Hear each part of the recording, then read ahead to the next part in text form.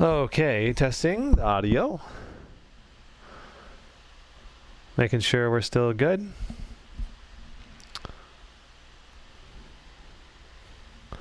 Looking fabulous. Very nice.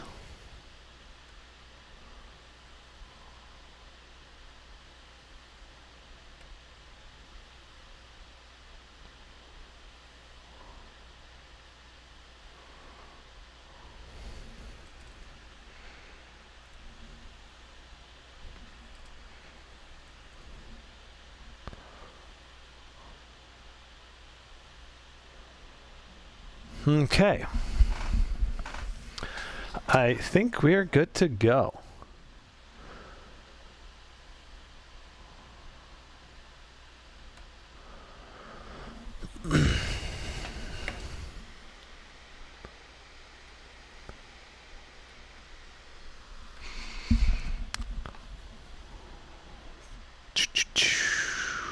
Okay. Is anyone there?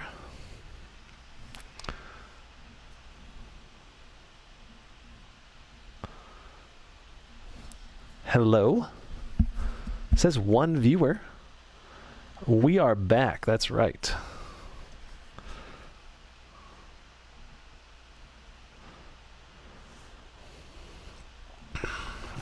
Oh yeah.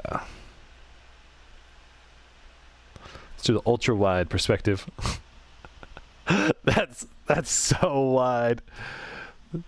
That's what she said. All right.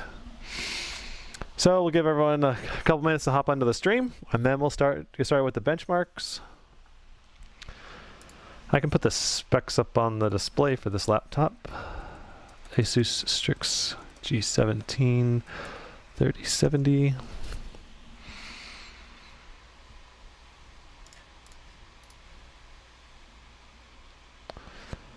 This is the exact specs right here. We'll do the wide angle camera.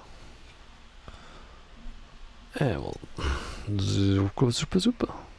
Oh, it's gonna be hard to see. That detailed. Here, let me make it bigger. These are the specs of this machine. I believe they're the exact specs that I'll be testing today.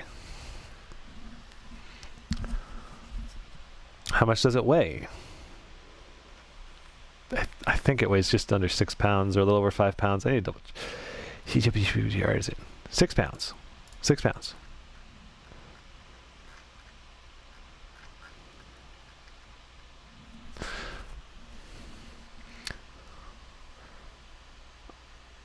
I think I'm buying this one or the 15-inch version. Yeah, it's really, really good. Really good laptop from what I can tell. Okay, so everyone, appreciate it if you smack a like. It'll help this stream get some more views. And if you want to see more tech content, hit that subscribe button as well. Mic is muted. Let's check the audio. It shouldn't be muted. You guys have audio, right? Just make sure. Major, I'm just resetting the streams so that each topic is separated out. Okay, yeah, you muted yourself. Okay, makes sense. I was like, what do you mean there's no audio? I tested the audio. It should be good, man. What are you talking about? Yeah.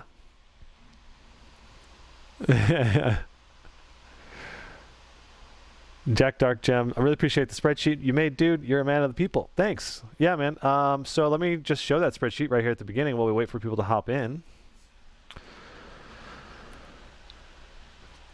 So you can find the spreadsheet on all my latest videos and in the video description of this video itself as well. So if you go down here and you click this link, you can find the spreadsheet right here, and this will show you all of the latest laptops I've found for sale. I need to check this again today. And this will show you a comparison of all of the different laptops I've found for sale with the RTX 3000 GPUs. So basically just go through the list, find a laptop, know your budget, look at your budget, right? So you're like, okay, I can spend up to $2,000, and then kind of zero in on these laptops right here, just under the $2,000 mark. And you can see in here my price to performance, the estimated CPU performance, GPU tier list. I think this is going to need to be modified and updated as we get a better understanding of the Max Q versus Max G, Max P GPUs. And then the premium rating. This is like related to like the build quality, keyboard, touchpad, display quality, stuff like that. Sweet. Okay. So let's go ahead and get these benchmarks started. Yeah. Oh, here we go. Oh, yeah. Okay, wait. Crap. So let me show you my 2-cam setup here. I'm gonna be testing Max Q versus Max P with a 2-camera setup. Let's see if we get that working. Boom. So you can see I've got my Aorus over here, and I've got my Strix over here, and I got 2 cameras going at once, and then we can put all of the benchmark results in between right there. But the Aorus is still prepping and copying files. I think it stopped though, so let me double check it. Here.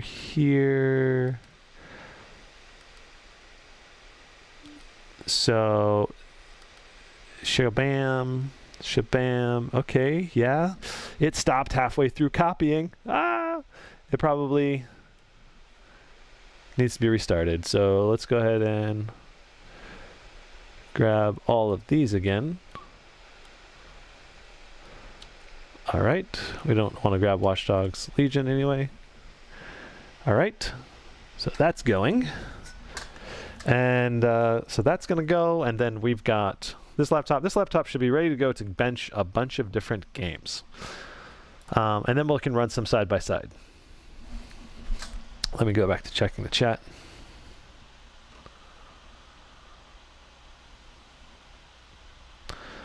What's the difference between the G15 Strix and the Scar 15? So there's primarily just a premium quality difference is the main difference. Like the build quality, I think, will be slightly better on the Scar series. You got some more customizations, like some things you can change in and out. And they did have, I think, self-cleaning air fans in the Scar series, which that remains to be tested. So don't even know if that's a big deal. I don't think that self-cleaning fans is included on this. I don't know that for sure though. It says intelligent cooling thermal system right here. So maybe this is included. It's I don't know. And then the Scar series also has a QHD display. I think there might be a QHD display in the version of this one too eventually, but right now I haven't seen it. All right, so we've got enough people in here. Let's go ahead and just start benchmarking. All right.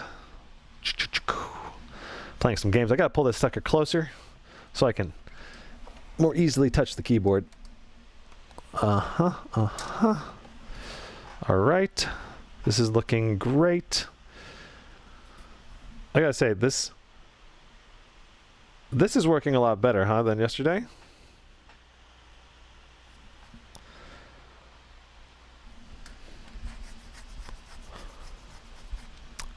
Yeah, I will do time spy on both, but it'll be just a matter of time. We could start with. Let's just do another Windows update, just in case. Oh, new Asus firmware. Do you see that? It said new Asus firmware, so we need to make sure we get that before we do these benchmarks. And then I don't know, it like disappeared when I hit check again though, so I don't know, maybe it was like, oh wait, you already have it. So last night I downloaded a number of games. So I got Watch Dogs Legion. I downloaded Fortnite. I don't think I'll be benchmarking Fortnite unless there's a good way to benchmark it now. I haven't played in a while, but I can at least hop in there and see the performance here. And then I also want to run some 3D Mark tests. We've got Control installed. I don't know how I'm going to benchmark this yet, so we can play around with that. And then we've got CSGO, Cyberpunk, Far Cry 5, Microsoft Flight Simulator, Red Dead Redemption 2, Shadow of the Tomb Raider, and The Witcher 3. The goal is to at least run and check out a bunch of these games today. So we can start with Time Spy. I think we should start with some of the synthetic stuff, and then we can go from there. But I want to make sure we have all the latest stuff. It says that I'm up to date. I just want to, like, Windows Update is so finicky. What's your opinion on using a cooling pad with a laptop? I would highly recommend checking out Jared's Tech's video on cooling pads. Basically, it showed that I think you get about a 2 to 3 degree difference in temperatures, which is not huge, but it will vary a lot from laptop to laptop. So, like if there isn't much airflow underneath the laptop, a cooling pad can help out a lot. But laptops that have a lot of airflow under there doesn't help as much, in my opinion. But check out his full video if you want to learn more about cooling pads.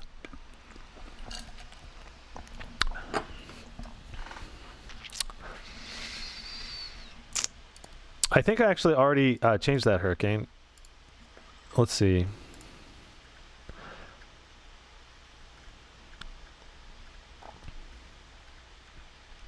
Adding the package power for the CPU. So CPU core. I need to double check which things are the most valid, most important, most valid here. So we want CPU package power is the CPU package power. Boom.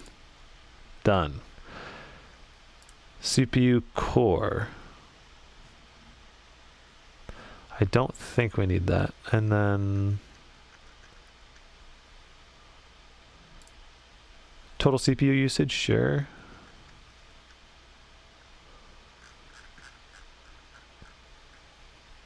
So this is the overlay. What I'm doing right now is adjusting what's going to be visible on the overlay when we're in the games. So I have the GPU clock and the memory clock visible, but some of this is repetition from Afterburner, which we should double check. Okay, so Windows Updates is done, so I'm assuming Asus got all of their stuff in that they wanted to give me, like their firmware.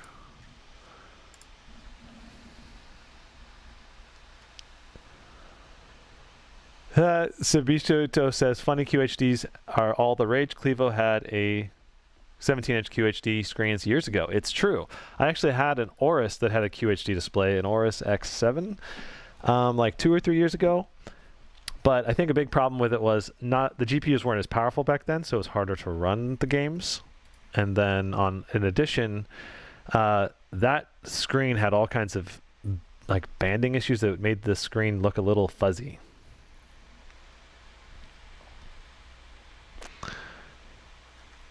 Okay, so GPU usage, CPU usage, CPU clock. It's MSI Afterburner is not showing the GPU. Let's see if we can update Afterburner before we do this.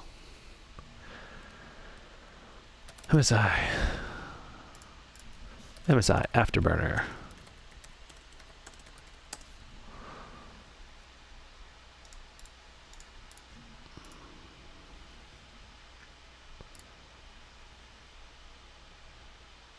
Wonder which version this is.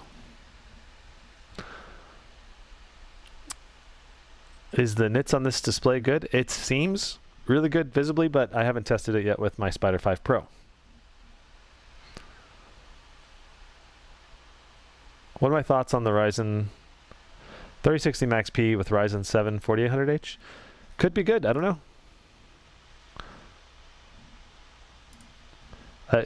Could be a good way to save some money if you don't care about as much CPU performance, you know?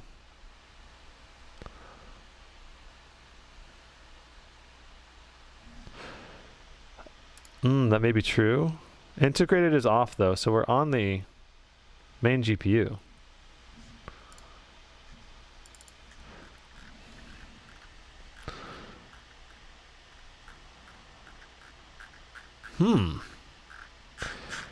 Let's go for a restart and see if that fixes our GPU problem. I think it is running on the integrated right now. All right, Brad. Have a good one, man. Thanks for stopping by.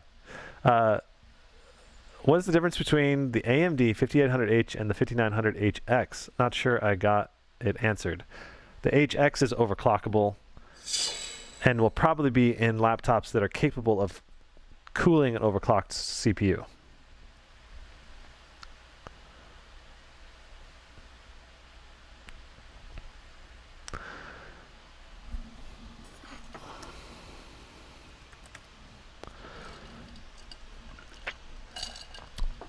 In gaming, Smirnoff, it won't make much of a difference between those two CPUs in a lot of games, but some games it will.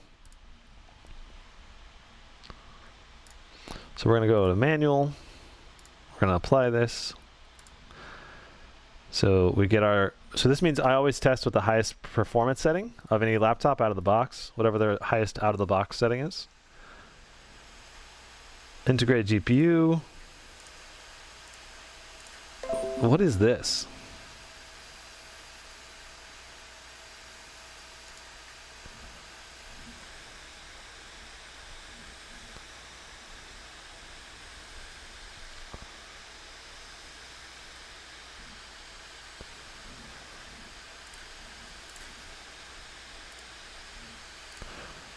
I need to exit Epic Games apparently. If I want to do the GPU switch, I need to exit Epic Games. Okay, switching. Integrate GPU on. This was working great yesterday. Basically right now I'm trying to get it to be on the NVIDIA GPU. Let's see if the NVIDIA GPU is activated in HW info. Yeah, this is the Beyerdynamic MX 300 headset.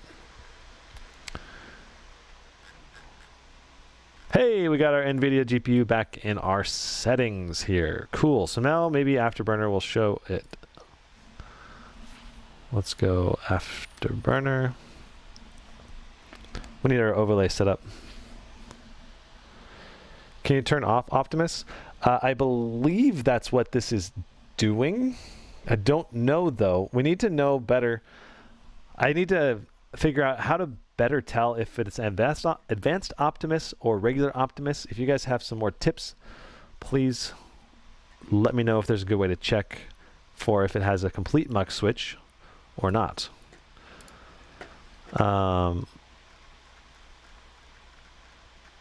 Yeah.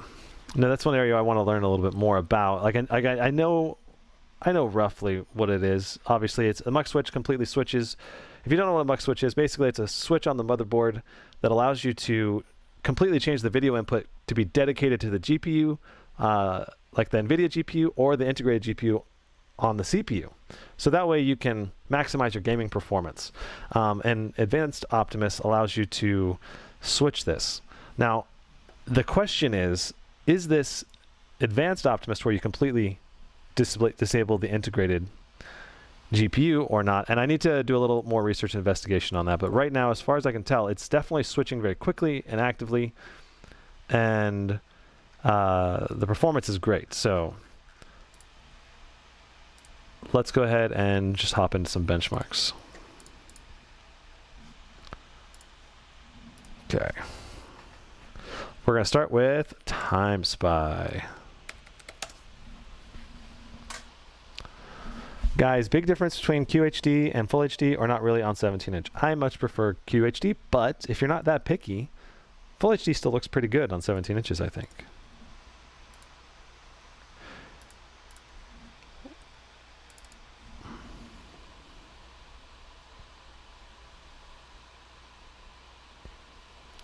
What is the refresh rate on this laptop? It is 300 hertz.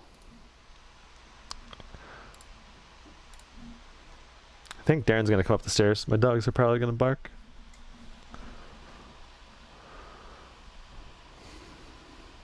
Will I review the Zephyrus G15? I really want to.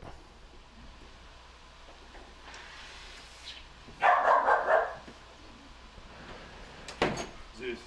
Do I think QHD's displays are a good idea? A desktop 3080 can barely handle 2077. There's Darren over there. He just came up. Well, now it's too late, Darren. I started the live stream with the Strix, so yeah, it's been a couple hours since you said you'd come up, so sorry, I'll tell you about it later. it's all good. Yeah, we can just do B-roll later tonight then. Is that good? Yeah, sure. Okay, cool.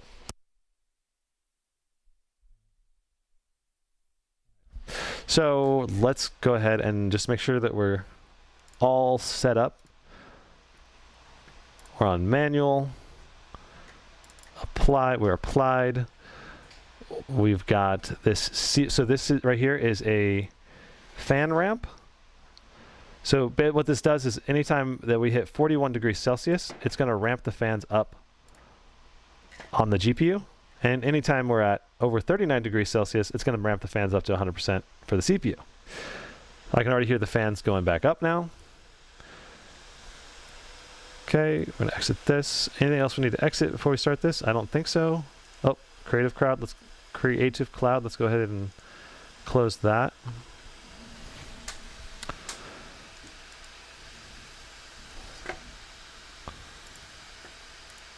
Man, Creative Cloud doesn't even give me an option to right-click it.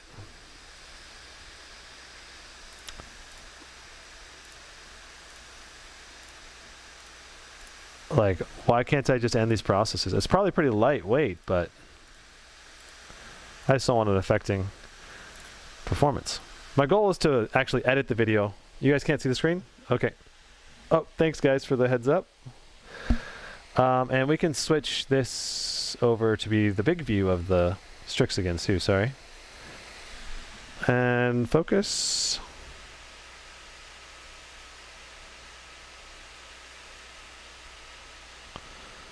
There we go.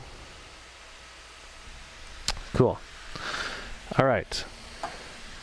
We'll tilt this forward for you guys and just get this positioned a little better. Bingo. All right. Let it begin. I wonder if there'll be any performance improvements with the new drivers or if it'll just be like the same. It'll be a good test, right?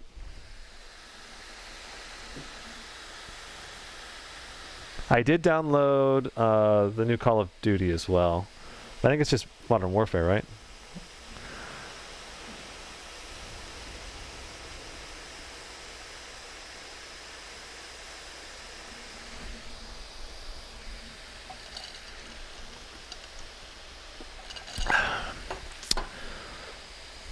I'm not going to undervolt or overclock in this video, or in this stream. Zula. Actually looks 100 times better than yesterday's stream. It's true. I'm using an iPhone to stream the video right here. I downloaded it last night, I think. At least the new Call of Duty. I'm not sure if there's Call of Duty Modern Warfare, and I think that is different than Warzone. There's been so many Call of Duties released in the last couple of years, and I just haven't been keeping up with them. But I want to add the one that has RTX, which I think is Modern Warfare.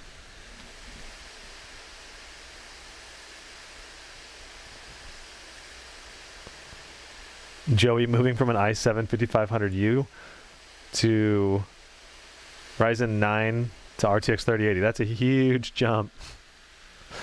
Look at those temperatures right now on the GPU. I mean, this is still only like 15, 20 seconds into the benchmark, but 63 degrees. We're also pulling 130 watts consistently. Cold War is the new Call of Duty. Okay. What's the new battle? What's the new Battle Royale one? Is that Warzone? And which one has the RTX enabled in it? Because I'm looking to. I think that was a title I was looking at potentially using for my RTX benchmarks, but then again, they come out with a new Call of Duty like every 6 months, so maybe that's a bad one. The CPU temps are not being shown. I'll have to play with the HW info to show it. It should have been showing. I do want CPU temps shown too. Oh, that's what the CPU core was. Okay, got it, Hurricane. I'll add that back.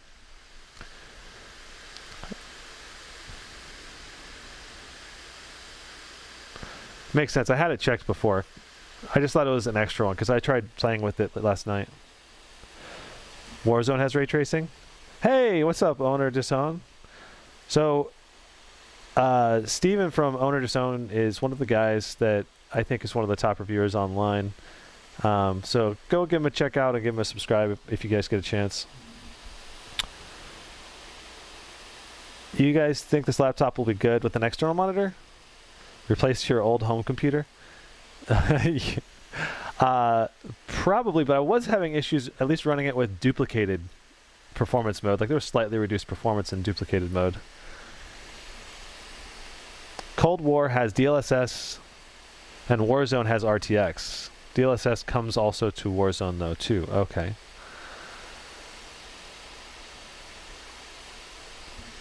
Gotcha.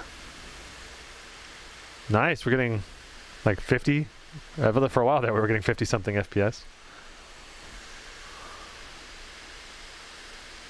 59 watts on the CPU, 71 watts on the CPU. And we were hitting 4.5 gigahertz. But I mean, this is just a short little run, so you can't really use that.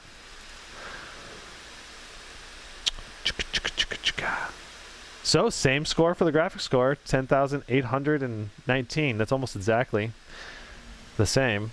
Let's go ahead and put the benchmark into the overlay. Boom. Gonna add this so it's easy for everyone.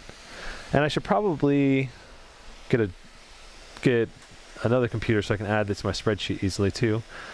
Gotta bring this sucker a little closer.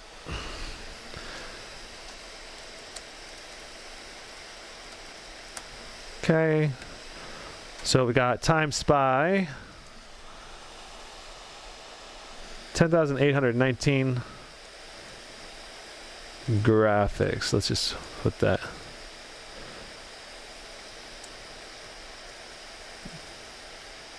Let's put GPU for graphics, and then what is it? 10,819, and times by CPU was 9227. Okay, and I got to change everything here because it's too small or too big. No, that's way too small. 36. Skabam, and should be able to add a background to this. There we go. Very nice. And we're going to go ahead and drop this down here.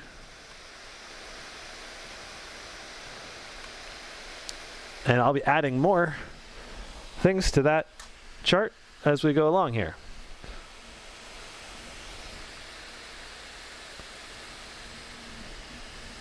$3070 is overkill for QHD. It's kind of true, but that entirely depends on the title, whether you have RTX on or DLSS.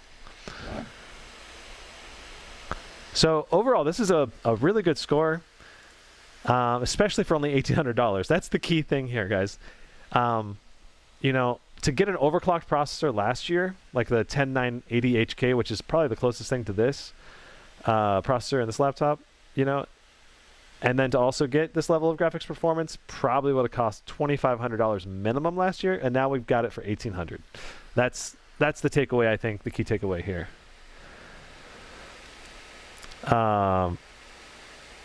If we can keep chat generally more English, that would be ideal, but I understand if you guys are also using other languages, but I like to be able to have everyone talk to each other. Okay, let's give Port Royale a shot. I haven't installed this. It only takes a second though.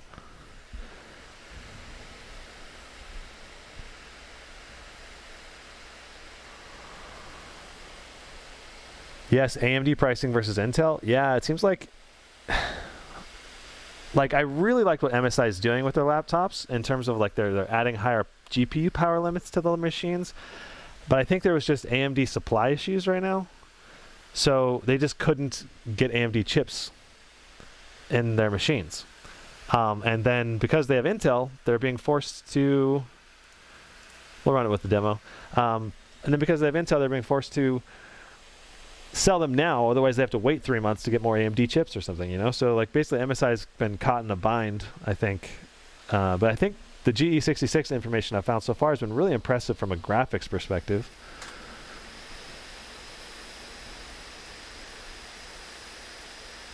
'21 is the year of AMD plus NVIDIA laptops.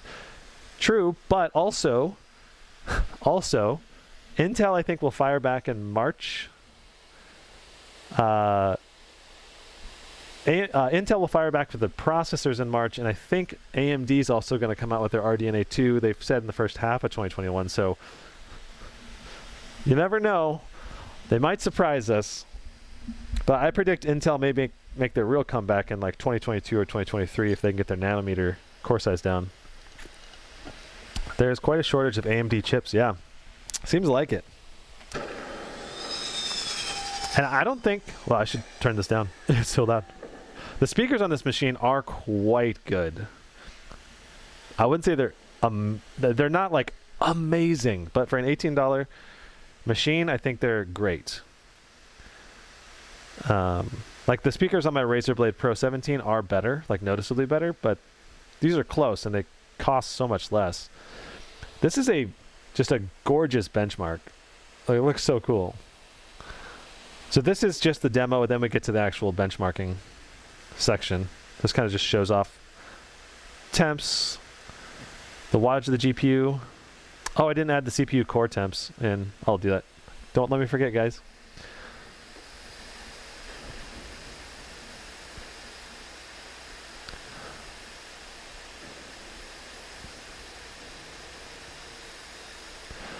My 2019 HP Omen 9th Gen i7 runs at 95C. Is that normal? Intel says that their chips are safe to run at up to 100C. That said, if you're over 90C, you're probably going to hit lots of throttling, and in my opinion, you might shorten the overall lifetime span of the CPU chip as well. But I've had, in my Aorus X5, the CPU temps were really hot in that laptop, and it's still running like 5 years later. So I don't use it every day, but I used it every day for like 2 or 3 years, and then it got delegated to a secondary laptop.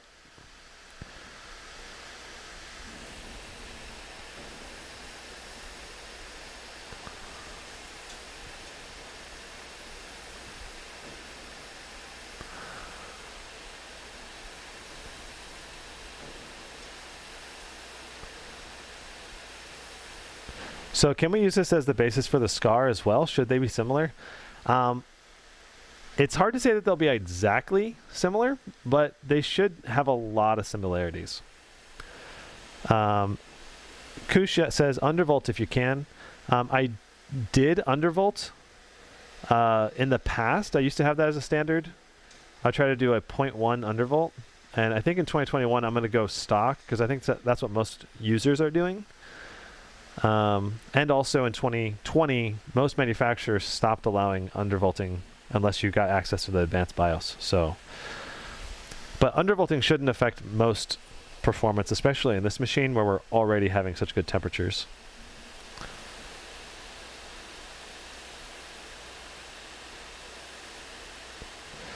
Molten Core says, is it just their way to lie about the 100C? I don't think so.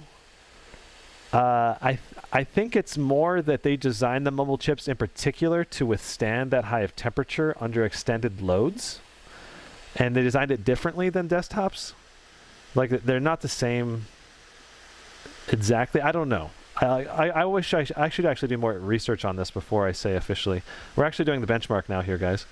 Do you think running games constantly at 80C will shorten lifespan of laptops? No, I think 80C is great. Anything under 90 is okay. Under 85 is good. Under like 80 is great. Under 75 is insanely good for a laptop.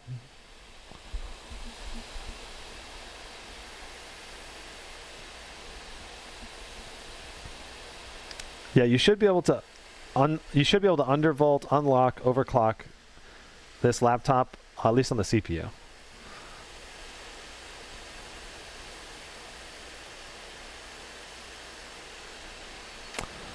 The 3070 QHD is a max Q. check my spreadsheet, cat stocks. I have the TDPs listed from the Asus website, and I have links as well on the right side, so you can see what TDP the GPU is on the spreadsheet. There's a link to the spreadsheet in the video description of the live stream.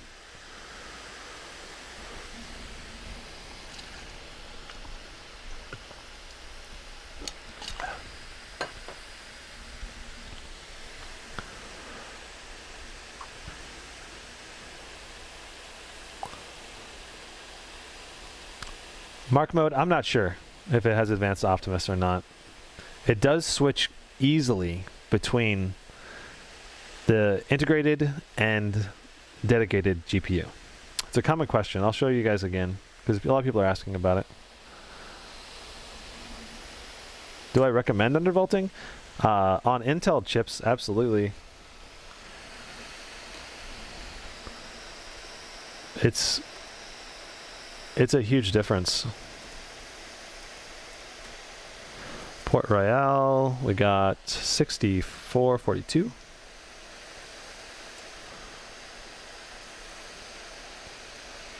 Like, if you undervolt, you can easily get a little bit more performance while at the same time reducing your temperatures, which to me is just a massive win-win, right? Like, why wouldn't you do that? Shall we run Firestrike 2? It's easy. Slap it in and run it. We won't run the demo, though. I should probably do the Ultra version, though.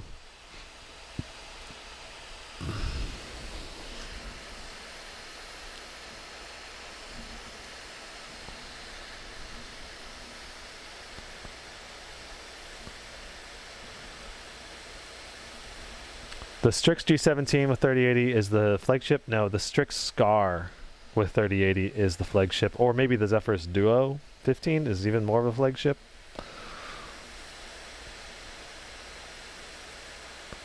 Does the Ryzen Master work on the Zen 3 mobile?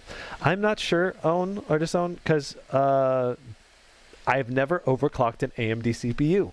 This is I've never owned one in my desktop, and I've never owned a laptop with it. So this is going to be an experience. Learning live. Exciting. Okay. Here we go. Let's see what we get in Firestrike Ultra. Also, I should run the Time Spy one again, because that's one I usually run my benchmarks twice, and just to validate the results to make sure that nothing funky was going on. I'm not going to include Port Royale or Firestrike Ultra, though, in my graphs, so I don't need to run them twice. Oh, wait. Let me cancel this. Let's add the CPU temperature back to the overlay.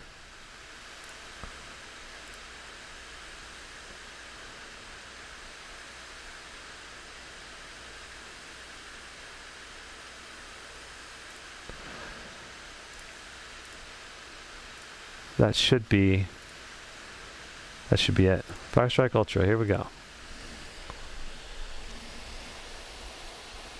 Ooh, owner disowned. You got a Flow X13 coming in?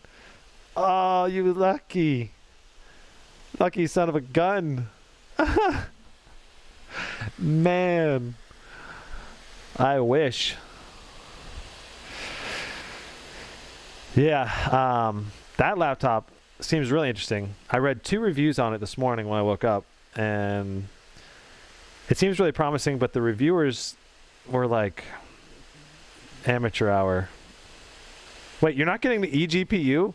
What's the point of getting the Flow X13 if you don't have the eGPU? Ah! They don't even sell it without the eGPU, right? You have to get both. But yeah, basically the Flow X13 reviewers were like, it's so awesome, it's so versatile, but it's not even beating the RTX 2070. And it was like Shadow of the Tomb Raider as one of the main benchmarks that they listed, and the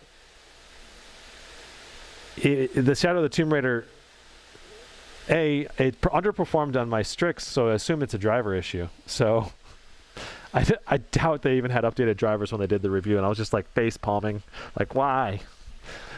Why are you making this sound bad when it should be better? I didn't check out Dave 2D's video. I saw a thumbnail for it, didn't have time to watch it. I'll have to check it out.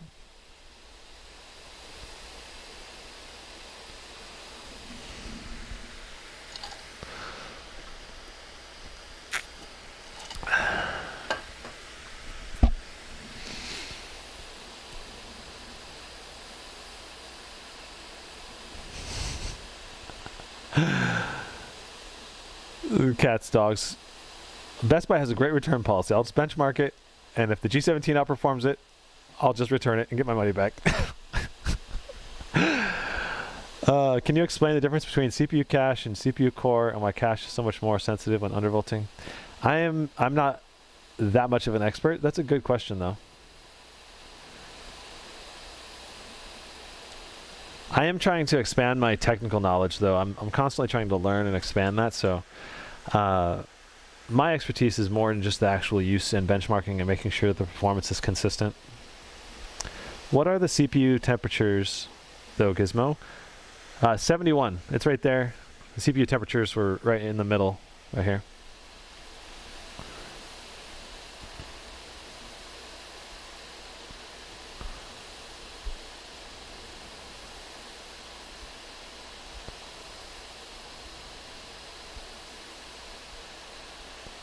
Is this the full fan speed test? Yeah, full fan speed. So this is the CPU temperature right here, 46 degrees Celsius, 61 degrees on the GPU. But keep in mind, this is yeah. Keep in mind, this is not a CPU intensive test unless you're doing just the CPU load.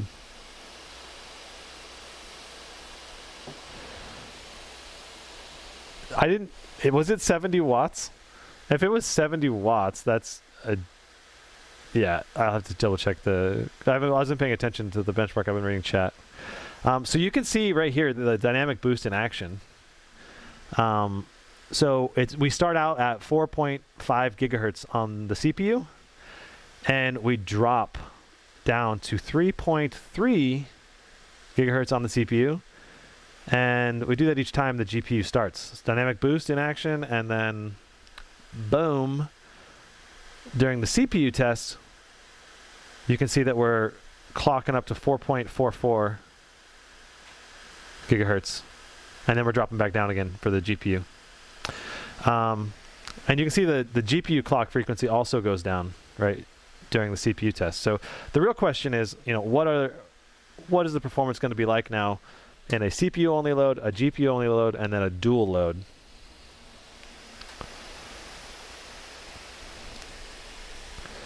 When is the G17 out? It's already out. I bought this one. It's just more of supply issues, supply demand issues. Okay, so let's just put in the benchmark performance here. Shkaboom. Firestrike Ultra 6935 GPU, and then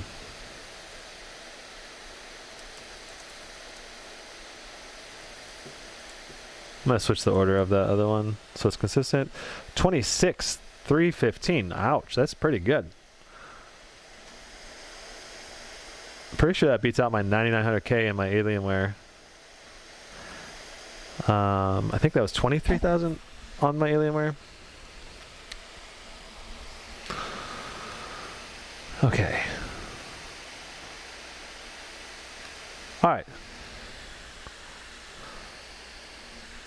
Shaboom. All right, let's go ahead and move on to some actual game testing. Let's go. I want to be able to see the chat again.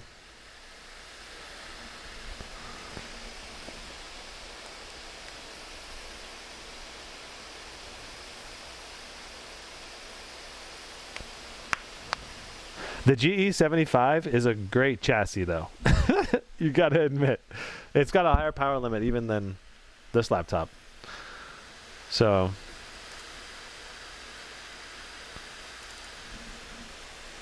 and it's obviously very important to keep in mind whether you're overclocking, comparing an overclocked processor versus a non-overclocked, or at least stock overclock is what I would call this. Loading up the Cyberpunk. Dude, I have to pay $400 more to import this puppy into my country. Dude, I know. I feel so bad for all the international buyers. Yeah, the G17 can use DLSS as long as it has an RTX 2000 or newer GPU. So 2060, 2070, 3070, 3060, 3080. Yeah, all the RTX GPUs.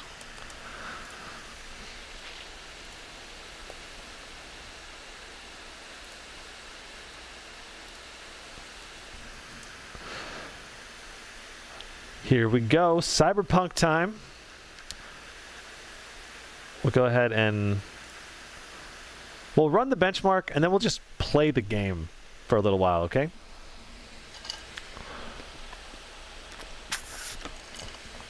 Gotta go because gaming time. Oh man, I know what you're saying. Feel free to come back and you'll be able to see all the new benchmarks though along the left side of the stream. And you can jump around that way and check it out for each one we run. Which CPU does this have? You know, I should probably put a little more info in the text so I can have the specs here at the top. Let me just do that so people don't have to ask the specs. G17.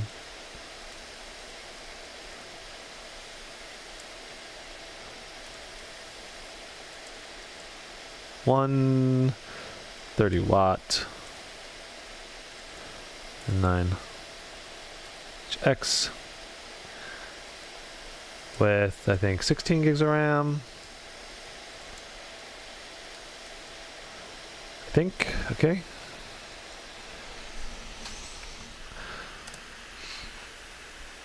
Just go bam. All right, here we are.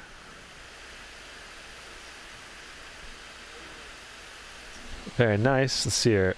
Is that better angling? I think so. So our temps right now are 69 on the GPU, 62 on the CPU.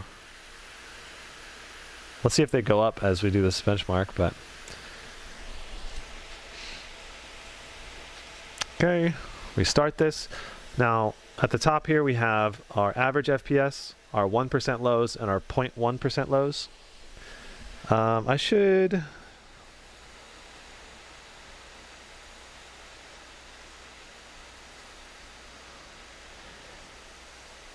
lock the exposure.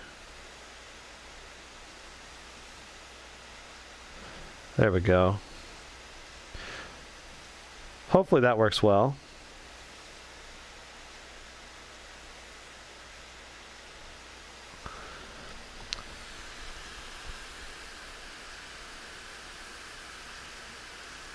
I'll show you the settings I'm running as well here at the end. Okay, so that's it. 5641.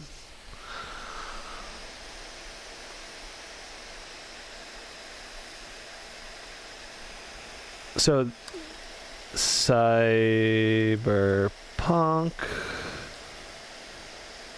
2077, 56 average, 41 1% low.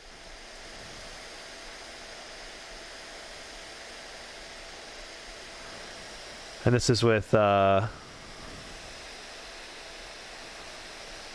see here. It's gonna be hard to fit all the game settings into the overlay. It's on Ultra, RTX Ultra, DLSS quality. Oh my god, it's getting so long. Okay, that's fine. Whatever. I'll just go and show you the graphics we're running. So everything's on max on Cyberpunk here. We've got RTX on Ultra, DLSS on quality, and we're running 1080p full screen VSync off.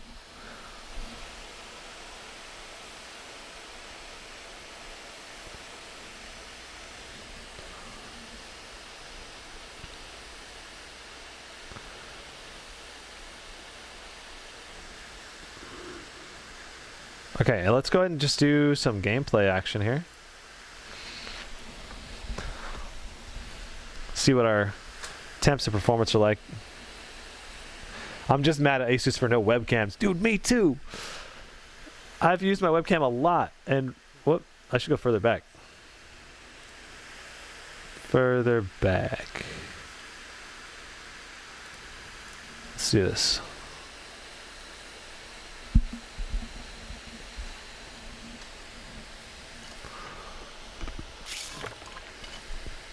Zaid Lomnick says, Gizmo, I feel it's unfair that people buy laptops and don't know if it's Max Q or Max P, and they have no control over seeing. That's unfair. I tend to agree, man. It sucks. All right, so we're gonna go and restart our. Here we are. Wait, I don't think this is this. We should have our buddy with us. I think this might be the section that I'm trying to find.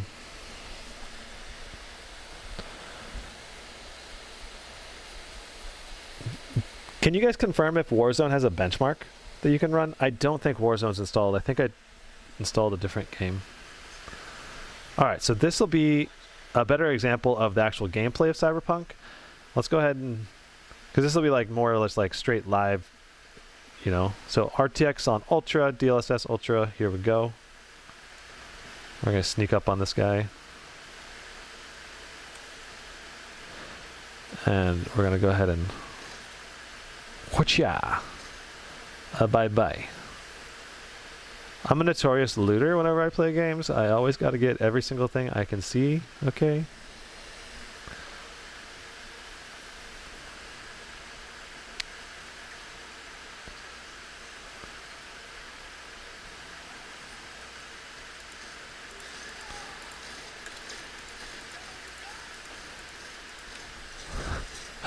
Win Warzone. Does Warzone have a benchmark?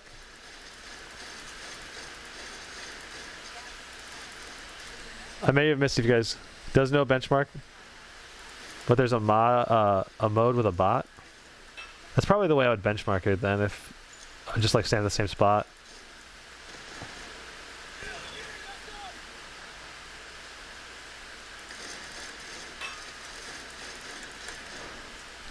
But dude, thanks for the donation, man, on the super chat. I think I need it. Let's try some of these other guns. Oh yes, we got ourselves a semi-automatic or a rifle.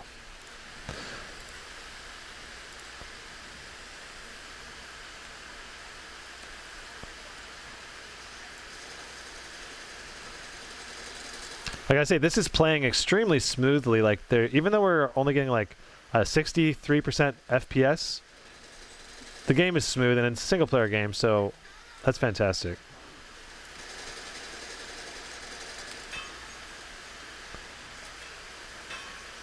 Very nice. So after that playing, that little 10-minute session, we got 74 degrees on the GPU and 60 degrees on the CPU. That's exceptionally good. That said, the fans are quite loud right now, so. Does this have an SD card reader? It does not. But an SD card reader adapter is not too expensive, only like, it's like $6 or $7.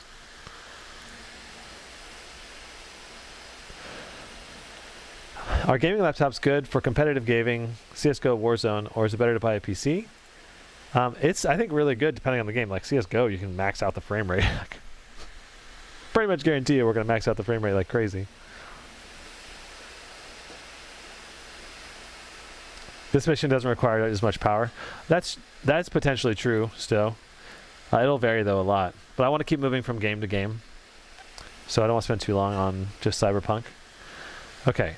Let's do the Far Cry 5 benchmark again.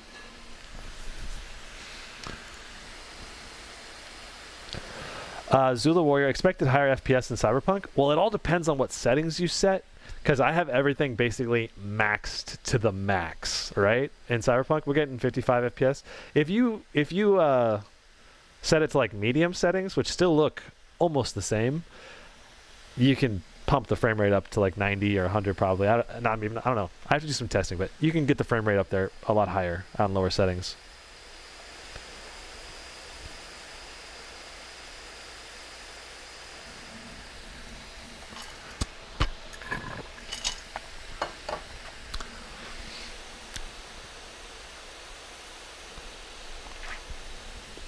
Now, if you guys are enjoying this benchmark session, and you want to see my full review of the laptop, and you don't want to miss out on that, be sure to hit that subscribe button. And I'll also be doing a giveaway on January 31st at 1 p.m. Pacific time. And I'll be selecting a random viewer, and I'll be giving away this laptop.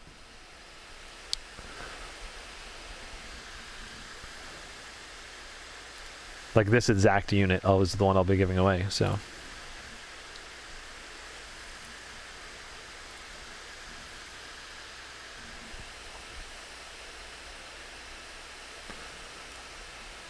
What about playing on normal fans speed? I want to know the CPU temp. Okay, that's a good question. We'll have to do some games with normal fans as well.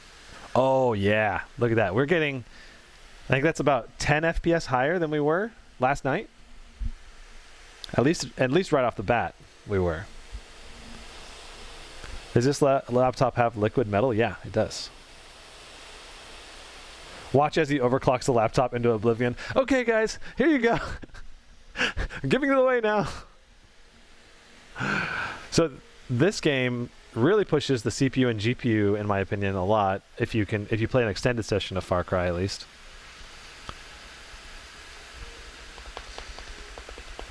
Oh, I want to run Time Spy again, and then average the 2 runs. Got to go back to that. How much faster is Max Q than Max P? We don't know yet. I'm going to be doing a comparison. I mean, you could look at other people's benchmarks. I'm not. I don't have a 3070 Max Q and 3070 Max P directly on me. You'd have to compare other people's benchmarks, but it does seem to be a pretty big difference this year. Okay, so average FPS 106, minimum is 80, and this one I am going to run twice to validate as well. Because it's usually a slight variation, then we're going to average the 2. Far Cry 5 on Ultra, 106 average, 81. I believe the minimum refers to 1% low. That's what I'm going to refer to as on 1% low in this game, at least.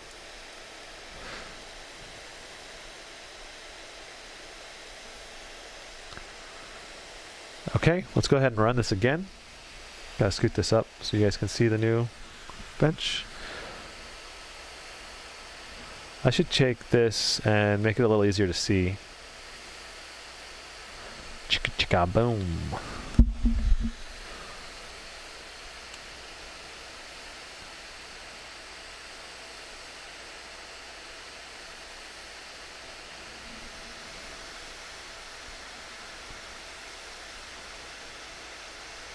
Huh. I don't think it's adding the background.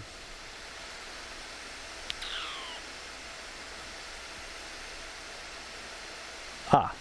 No, it is. Okay, cool. Boom. All right, there we go. Let's run this one more time, and then we'll go back to Time Spy, run that again.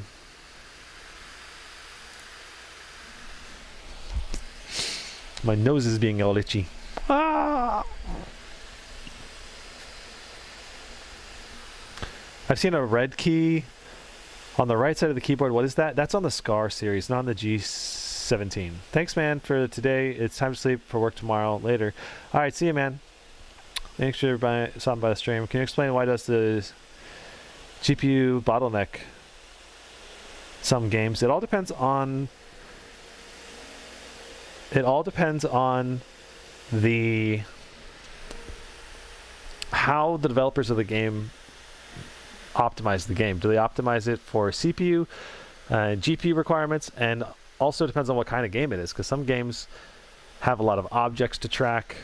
Like, what kind of physics do they do? Is it just like animations that happen, or do like explosions cause objects to bounce off other objects, and that requires higher CPU usage? So, can you try Watch Dogs Legion? We're gonna do that soon, but not yet.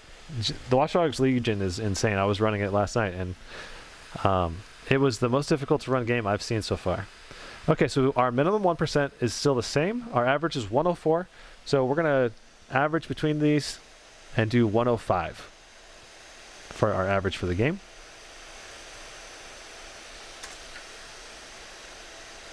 There we go.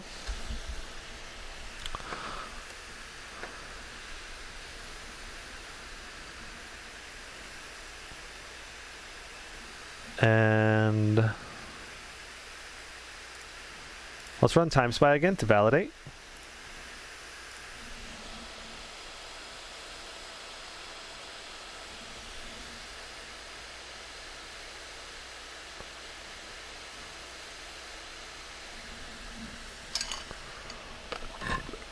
The battery life on light usage, I was seeing about 10 hours last night when I was playing around with it, but I need to do more testing.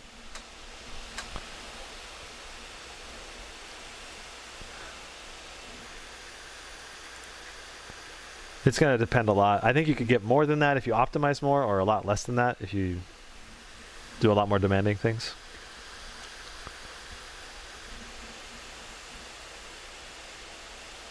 Looks like really good temps on this laptop. Yeah, really good temps. Some of the best temps I've seen in any laptop, if I'm being honest. How am I managing with the max fans? See, I literally don't care about max fans at all, because I usually, whenever I game with headphones. So I just, like my Alienware, my Razer, pretty much all of my past laptops, I just run them the max fans all the time to keep the temps down to make the laptop last as long as possible. And I just game with headphones. The only time I turn the fans down is if I'm not gaming with headphones, or if the noise might bother someone else, and then I turn them down.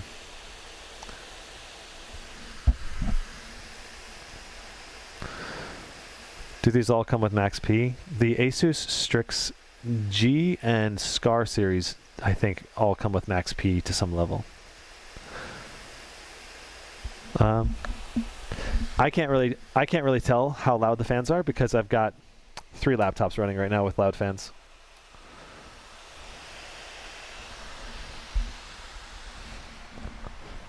Oy.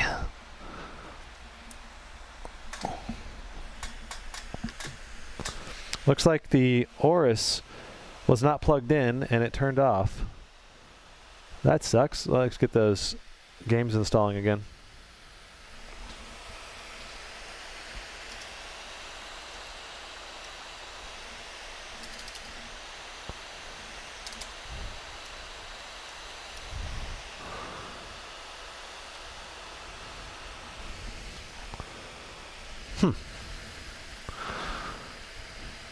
How was the speaker quality? It was pretty impressive. My room is now an airfield. Yeah.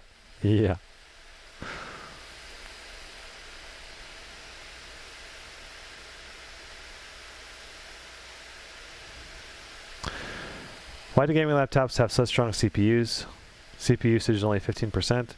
That's because this is a GPU-centric benchmark, except for the CPU portion.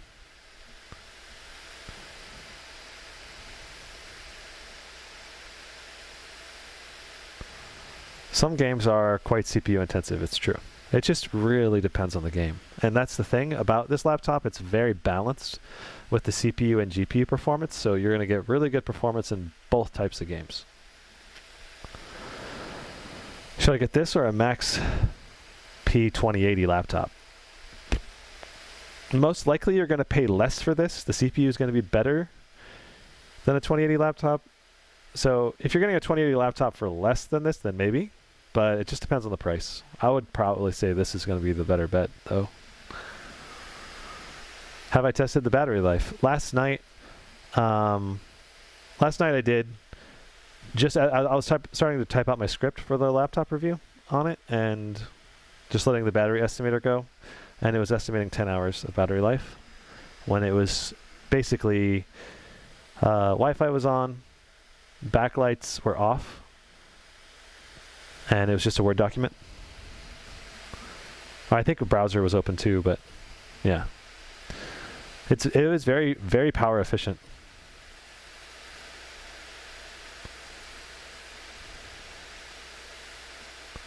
Would I recommend getting a 3070 or 3080 laptop? I think either one can be good, but it just depends on the pricing. Okay, so we got 10,799. Let's average that with our other score that we had. And then we'll use that as our time spy. Okay, so 10,799 And the original score was 10,819. So that's a 20. So we need to go up. We need to go down 10. Should be 10,809 for our final Time Spy score.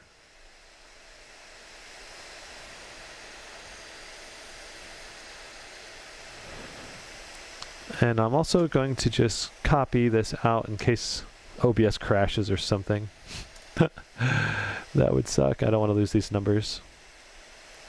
Well, I guess I could always go back in the stream and copy them out. All right. CPU performance, let's average those two. I'm not even going to use the CPU, I don't think. Huh, the CPU scored a lot less this time around. It's like 200 less. That's probably why the GPU score was a little lower too. I don't know. It's hard to know, I guess. I'll have to actually get the calculator out for sure for this one. So 8923 plus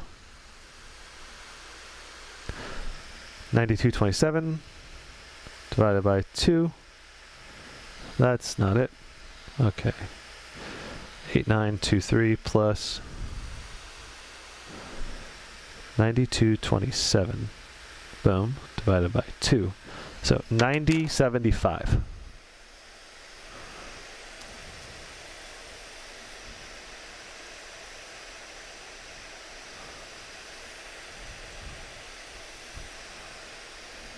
All right.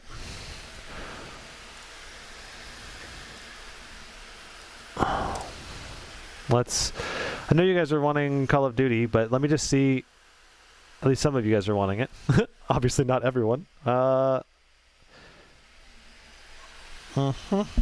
me just tilt this up for a moment. So, check this out. I broke that chandelier when I was playing VR. I like went whack. So I had to take all the glass bulbs out and the little glass covers too.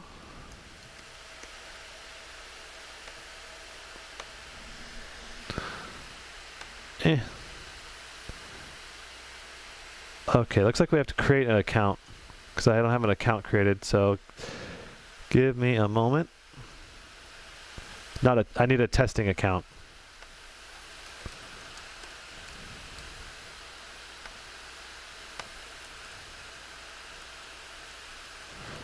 For Blizzard. Battle.net.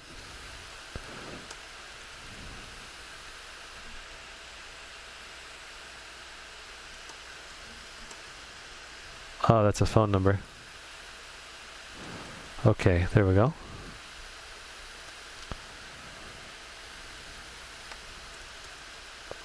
It doesn't like me having duplicate phone numbers for my real account in this this account.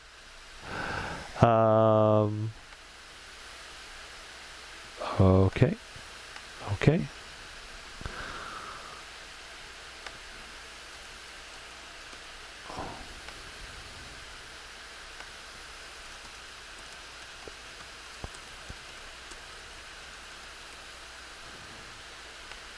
Okay.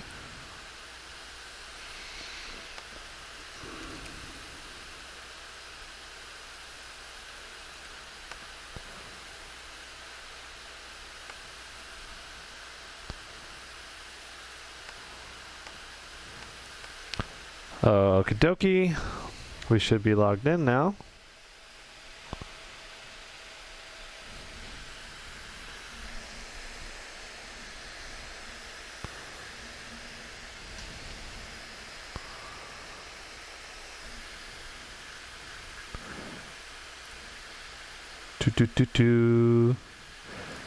You guys should have installed. They're supposed to install at least one of the Call of Duty games. I thought it was Modern Warfare. Okay, so Cold War is the new one, but you guys are saying Warzone. This is the play for free one. So we're just gonna put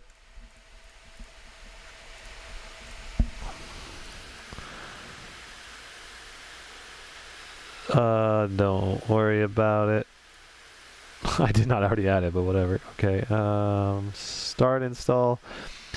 So this is going to take a long time, 85 gigs. I don't think I'll be able to do this one on this stream.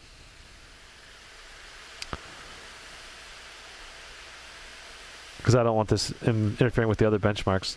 So because this didn't install last night, I was trying to install it. We'll have to just do this another time. Okay, let's run Red Dead Redemption. Overall, would you recommend this laptop to play games? Heck yes. This is an incredible machine so far.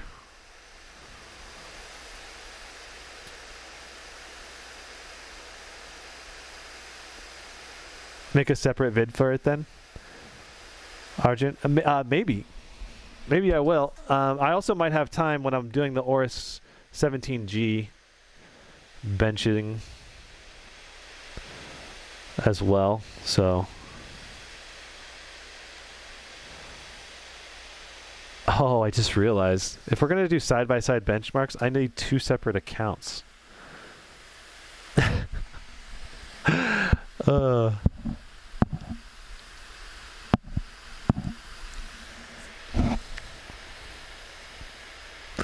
So I might not be able to run some of the benchmarks side by side. We'll see. I'm going to try though.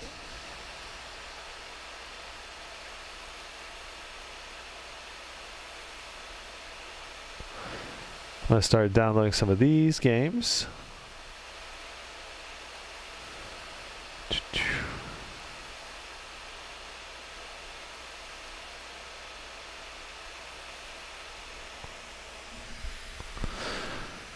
Alright, so just going over the settings before we hop into the benchmark.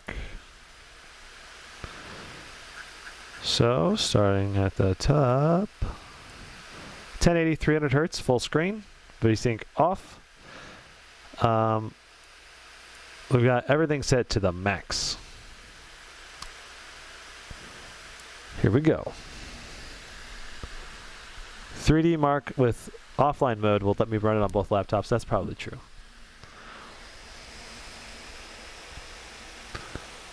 I'm not sure, Simon. Would I recommend this laptop for content creators? Yes, as long as you're not too picky about the display. I mean, the display on this is great, but it's not like 100% SR or 100% Adobe RGB, which some professionals would have as a requirement. But that'd probably be the only thing I would say. Other than that, it should be great. Team Dragolane, I just subscribed. Your channel's helping me choose my first laptop. Thanks, dude. I appreciate it. You know, I'm trying to be as helpful as I can, you know?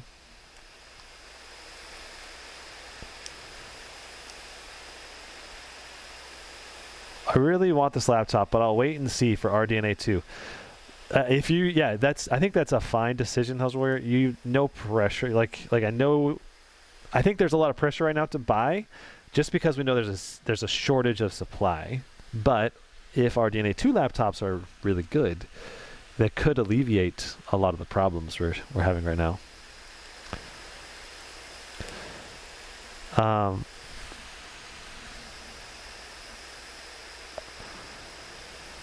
Jason Collins, I think you should be able to get this in QHD and 4K, probably. How's this screen? I'm pretty sure you can get it in QHD at least. I'm not sure about 4K. That's pretty cheap. You made giving updating 3000 series. Chat's moving too fast.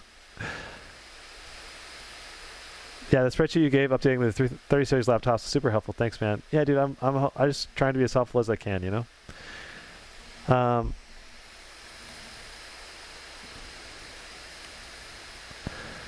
Let's see here. Do I have a Patreon account? I do not. But if you want to support my channel, I think the best way to do it is the next time you do decide to buy a laptop, just buy through my affiliate links. And I think that's good. You know, that's all you really got to do. Is that fan sound? Yeah, I've got 3 laptops running right now with loud fans. So, including my Area 51M, which is kind of also a jet engine, you could say. It sounds like you're at an airport next to jets. Yeah. Do you suggest the Gigabyte A5? Zaid, Lumnick, at least on paper, it seems like a great laptop, but I don't have it in hand. Can't give you specific benchmarks or, you know, the build quality. I can't evaluate it without having it in hand. But simply based on the specs, that Gigabyte A5 looks amazing.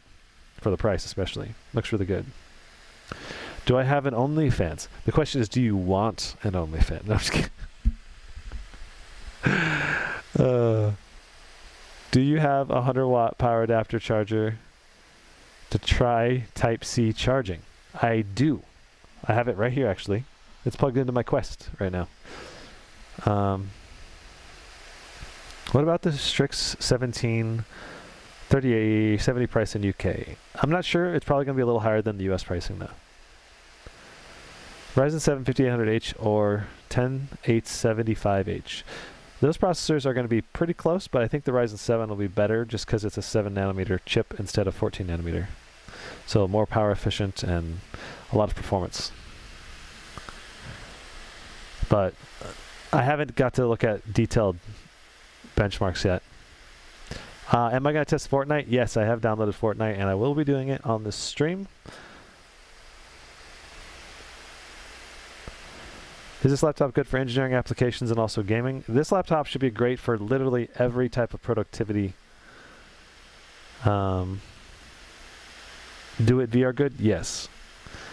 Yeah, so this laptop is very versatile and should be quite excellent in, I don't know, basically almost every way for performance all around. Like, I think the only situation where you might want to go with an Intel CPU is if there's like a very specific application that runs better because of some like Intel QuickSync video or some special feature that Intel has that AMD does not.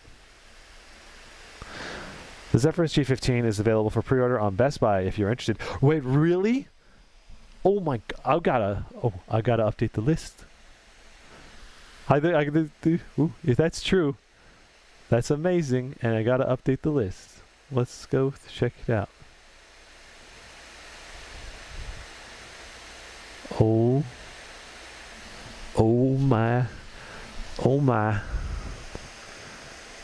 my goodness.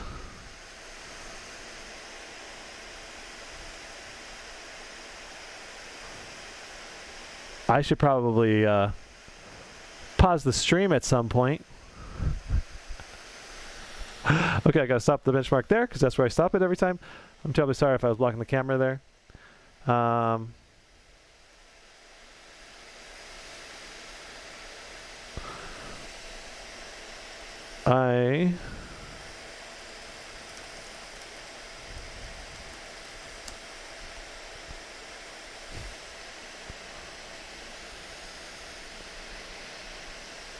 I really want to review this Zephyrus G15. I think it's going to be one of the top, if not the top, laptop for the thin and light this year.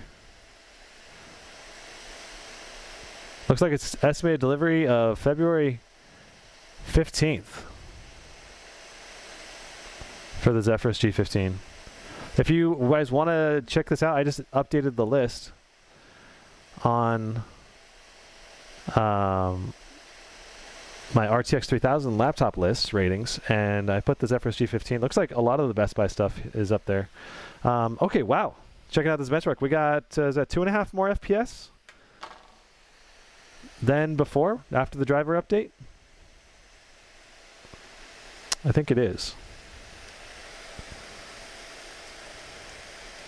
2 Ultra 76.6 FPS. And average and minimum was 37.8 1%. Okay, so I'll show this list real quick. Let's go ahead and just, so you guys know about it. And I could actually scooch this off to the side as well for a moment. And I can go ahead and update the list real quick on stream. Let's check it.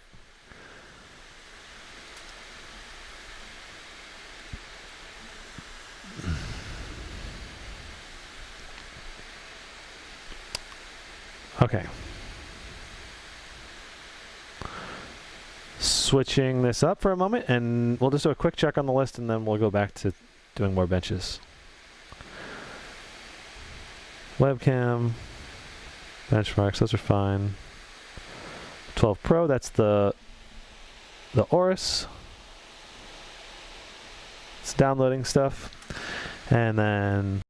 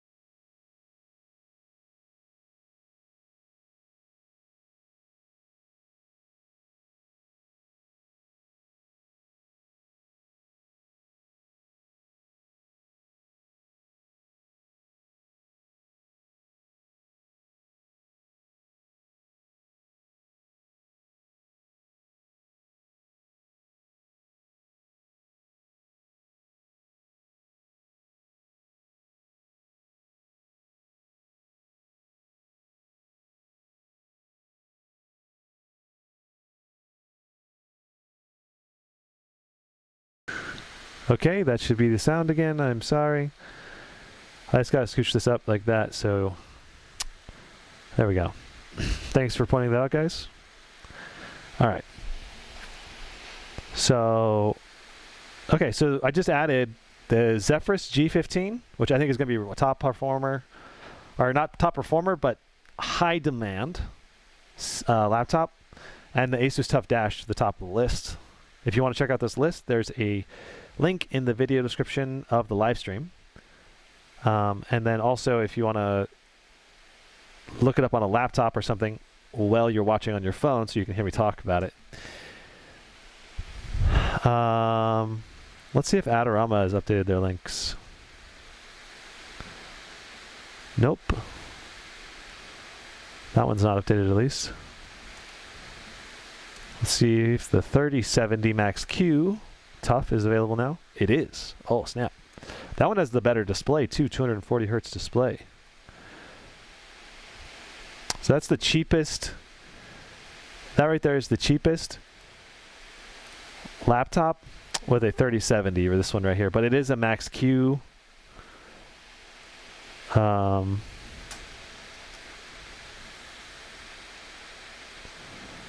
version. So just keep in mind that you're going to get lower performance, but it is a cheaper price, only $1449. So it's $350 cheaper than the laptop that I'm reviewing here.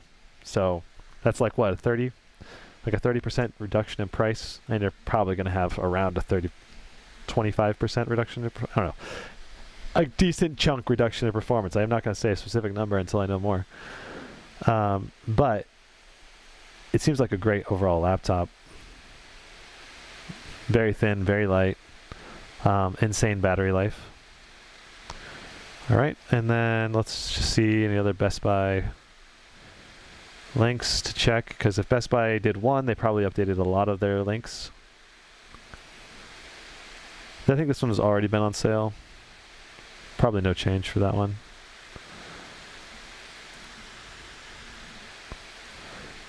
And then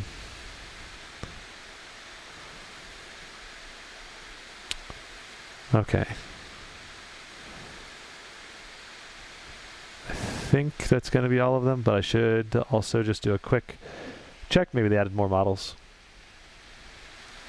Yep, that's still going. Thanks to whoever mentioned that these are up for sale now. Yeah, I think this model right here is going to be a really high demand laptop. It's $1,800 and it comes with 100%, basically 100% Adobe RGB DCI-P3 color gamut display. So this is a laptop that would be amazing for people who need high color gamut and a high resolution. So people who do design work, as long as you color calibrate it, this should be in theory a good display, and it'll at least have a wide color range at the very least. Yeah,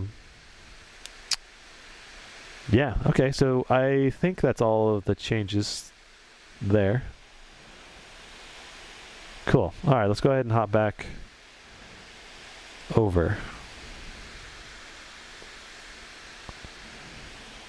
And we're going to stop that. And we're going to make that visible again. All right, so let's go ahead and get back into some benchmarks.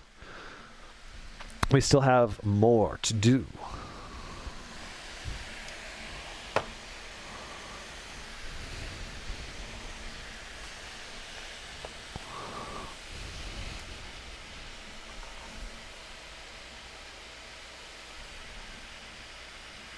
Shawam. Okay. We want it to focus right there. Cool.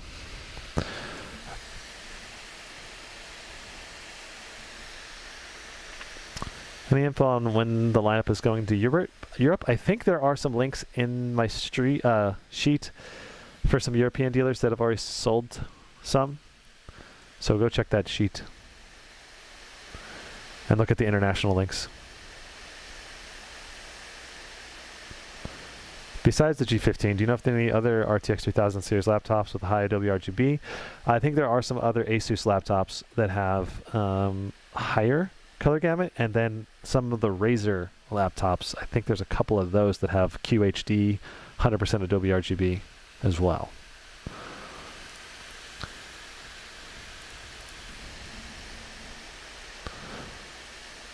What's the difference between G17 and G15?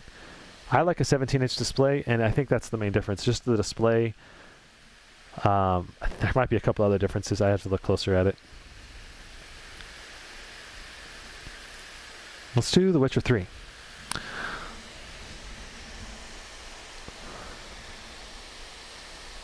Bob Joe, you can always upgrade the storage after you get the laptop. So you can take the M.2 SSD, take the bottom cover off of the laptop and upgrade it.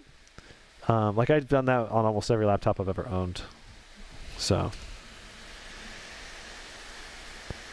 this refresh rate is 300 Hertz Full HD.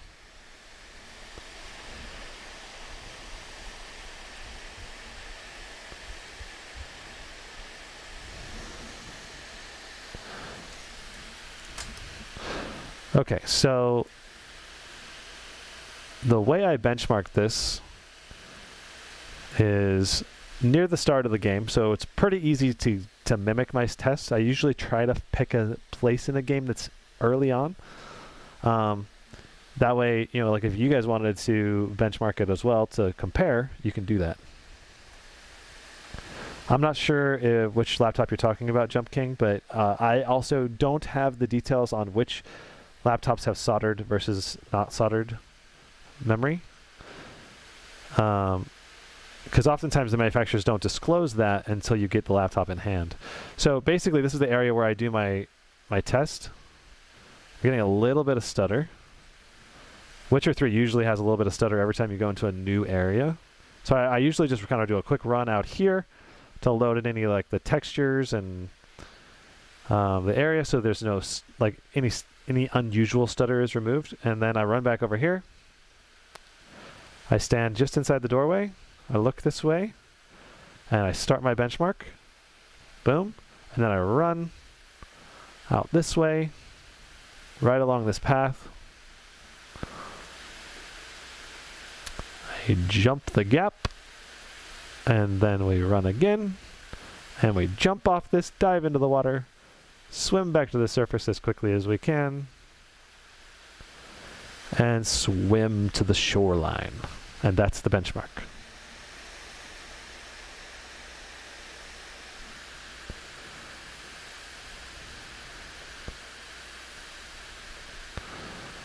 So it looks like we're averaging 128 FPS. 102 minimum FPS, that's pretty good. So as soon as I touch the shoreline over here, I stop it. All right. And now we can put this into our overlay.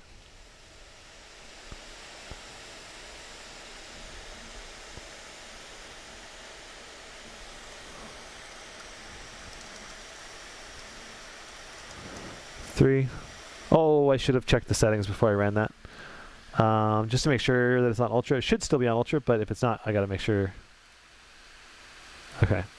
Yeah, it was actually, I run it on high, and then I run it on Ultra. And I turn Hairworks off. Those are the settings. So I got to rerun that, because that it probably won't make much of a difference, but it could. So we need to just make sure it's done right, right? Invalid run. Okay, checking chat again. What is your opinion on the GP76 MSI, RTX 3060, i7, 10th gen, priced at $1899? I believe those are UK prices, so I can't compare UK prices. You'd have to give me the US price. What are the highest CPU temps? See, I think the highest CPU temps I've seen, as long as max fans are on, the highest CPU temps I've seen in total, I think, was like 74 or something like that. I don't think it's gone above 75 on max fan. If you're talking under, and that's including like Cinebench running at the same time. That said, Cinebench doesn't usually push the CPU temps that hard, so I got to run like Handbrake to run the CPU temps harder. Okay. All right. When am I going to release? When are they going to release the Lenovo Legion 5? I'm guessing March. I don't know. I think their press announcement said late February, March or something. I have to double check. Don't quote me on that. Okay, so it looks like that did change our performance a little bit. So again, just double checking these are all set. Should be good to go. Full screen, unlimited. Cool. All right. And off we go again.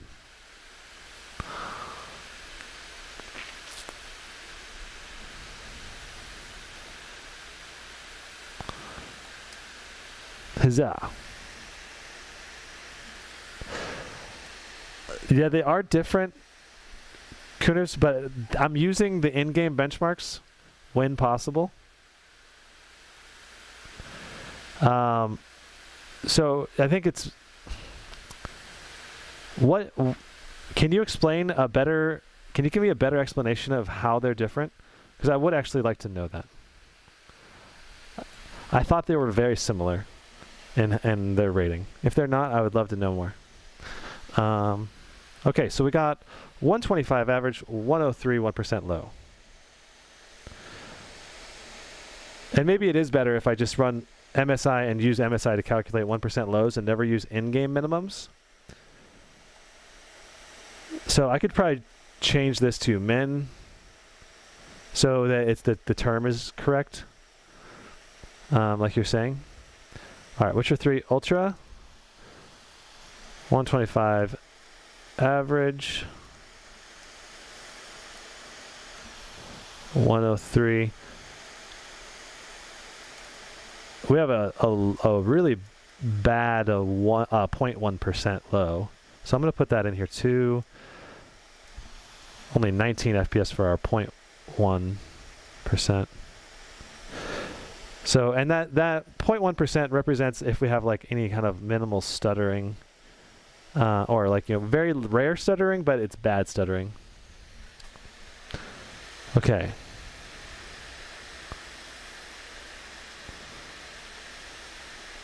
Let me see if I can go ahead and read. See if I missed any comments here.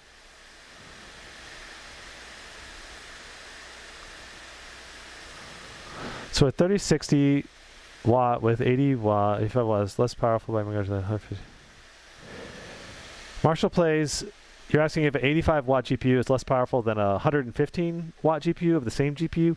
There will be a noticeable difference. It's hard to say how much of a difference, and it'll vary a lot by game depending on how GPU or CPU bound it is.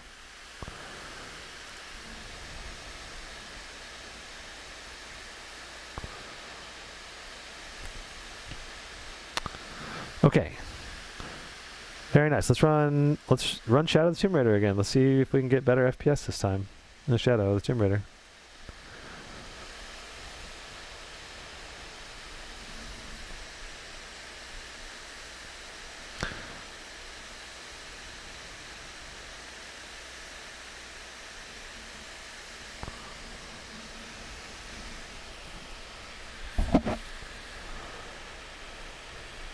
Joey Maui asked, does an external monitor display eat up the GPU and slow down the performance? So the main issue is whether the video out that you're going through is directly hooked to the GPU or not.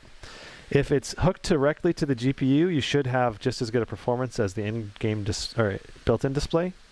If it's not hooked directly to the GPU and instead it's being routed through the integrated graphics and then out through the display, then you will see reduced performance, and it just depends on the laptop and how the manufacturers set that up. Okay, highest. All of this is good. Good, good. All right, let's go ahead and open this sucker up. Will there be much difference between the 5800H and the 10870H in gaming? Hard to say. They're probably going to have a lot of similarities, but we need benchmarks.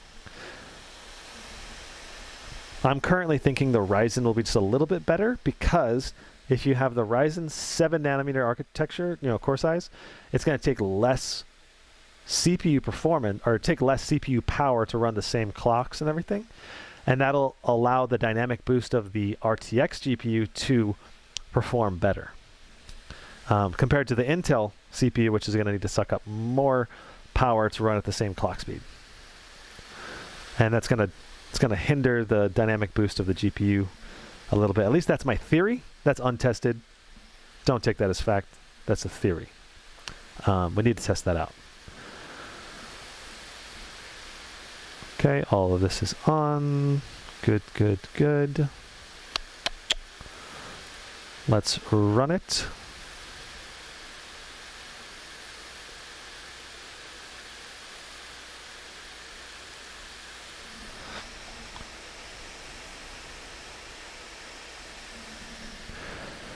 Ordered the Strix G15. I think we're ready to run, so I'm just going to go ahead and hit run. All right, go ahead and read this comment. Dead Again says, ordered Strix G15, 5900HX, RTX 3080. But I'm thinking of going for the Alienware with the i9 and 3080. Do you think the performance will be better or worse on the Alienware? Which Alienware? M15 or M17?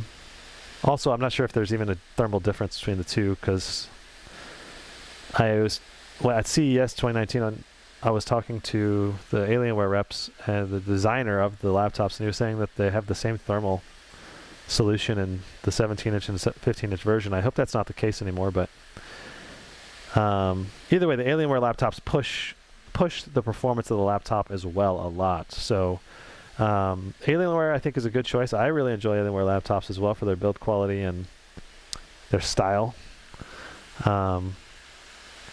So it just kind of depends on what you like. I mean, I think it's kind of hard to go wrong between those. Both are premium. I think it might come down to more price to performance because I think the Alienware is going to cost a lot more money than like the Strix Scar. Certainly a lot more money than the Strix G15 or G17. And so the Alienware to me is less attractive for that reason. I think it's a $300 increased price over this laptop if you want to get the 3070 M15. I think it starts at $2,100. So $300 increase in price. And this machine feels like it would be just as good a build quality as an Alienware, and certainly is being cooled really well. 66 degrees CPU, 72 GPU right now. I mean, that seems like it's typical. Like in most games, it's like below 75 for both the CPU and GPU, which is insane. All right, catching up to chat here.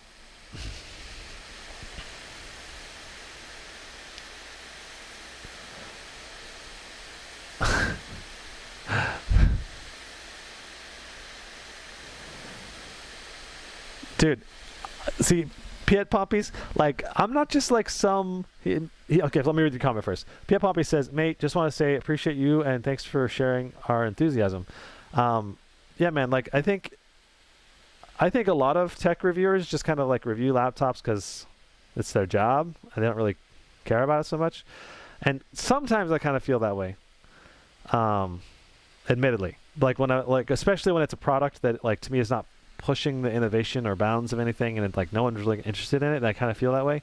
But whenever it's a product that I think that I'm really interested in, because like I'm a gamer, like I play games on average probably 4 hours a day, like for my whole life. Like I play games a lot. Okay, I play competitive games, I play strategy games, I play some of the casual games like VR, like that's my favorite hobby, you know. And a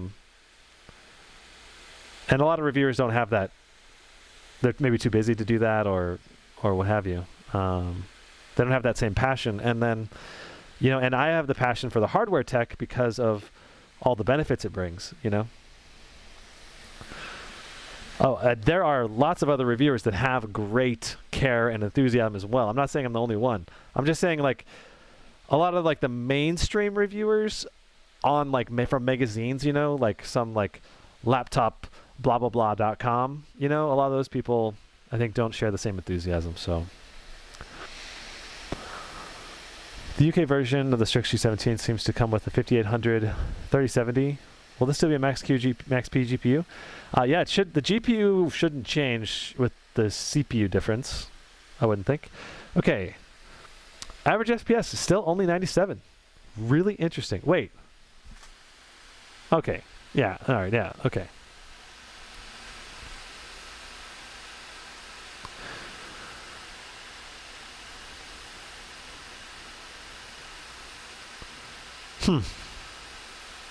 Very interesting.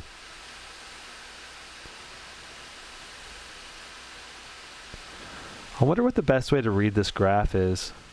I think this is the frame time. So lower is better. And this is showing that the CPU did not bottleneck the GPU, I believe is what they're saying here. If you guys know what this is, yeah, this is milliseconds response time. Yeah, so this is 0 to 20. So the CPU did not bottleneck the GPU at all during this test, except for maybe right here.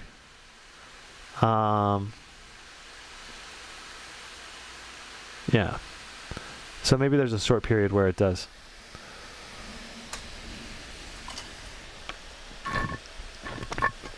I just want to know how the Strix stacks up against the Aorus 3080. That's a very good question. I don't think the Aorus is ready yet. Let me continue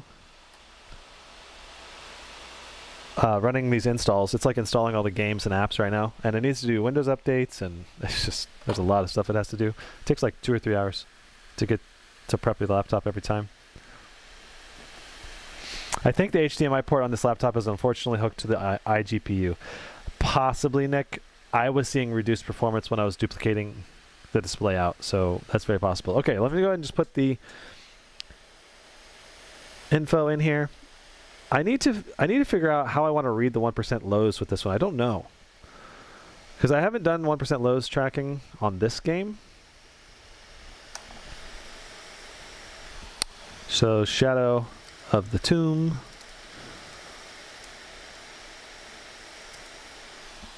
Okay, we had 97 average. I gotta say that is a lower average than lower performance, I believe, than I was expecting.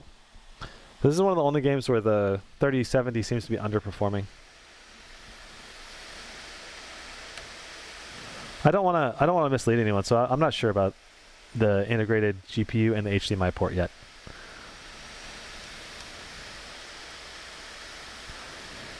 If the HDMI port is hooked, the issue could be an issue VR. Craig Campbell, that is potentially true. This, I think, does have that display port out through the USB-C. Maybe that one? Maybe, yeah, that does have a DisplayPort symbol next to the USB-C. So maybe that would be the route to go. If that, I don't know. Depends. Need to do a little more investigation.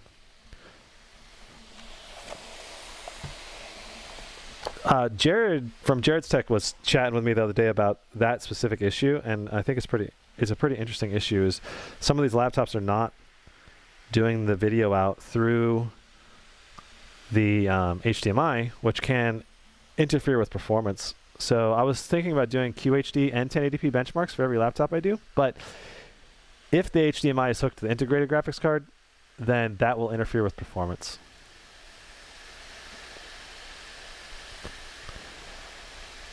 Dookie98 says, what do you think of cooling so far? I am incredibly impressed, at least with the max fan profile. Okay. Counter-Strike Global Offensive. Here we go. So, Fading Goddess, the issue is basically like the pathway that the video signal transmits. It goes from NVIDIA GPU to integrated GPU and then out through the HDMI, and the integrated GPU can be a bottleneck if it's not depending. And so that might reduce performance. I think in Far Cry 5 we saw like a 5 or 6 FPS decrease, which is not that bad, but it's not great. I'll say that much.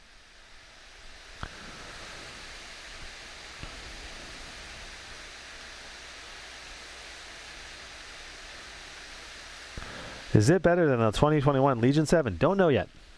Don't have that in hand. Gotta say the Legion 7 does have really promising specs though. But the biggest thing I'm impressed with is the overall package you're getting for $1,800. It just seems like such a great bang for the buck. Okay, so we need to do a bot match for this game.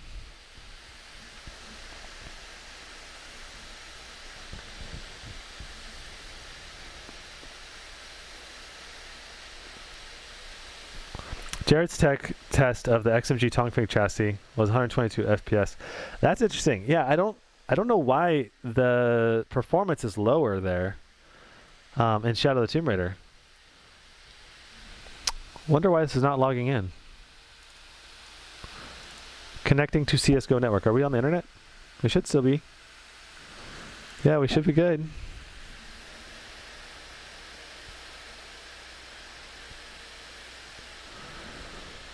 Jack M, I got it from the Asus official store, but yeah, we can't. Seems like some of the companies are not able to fulfill the orders because it's too much demand. Like, isn't that crazy? Okay, how do I set up my own custom match? Right here, practice with bots. We'll do Dust 2. So Counter-Strike was my go-to competitive FPS game when I was growing up. I played like in high school. I played an obscene amount of hours of Counter-Strike at 1.6.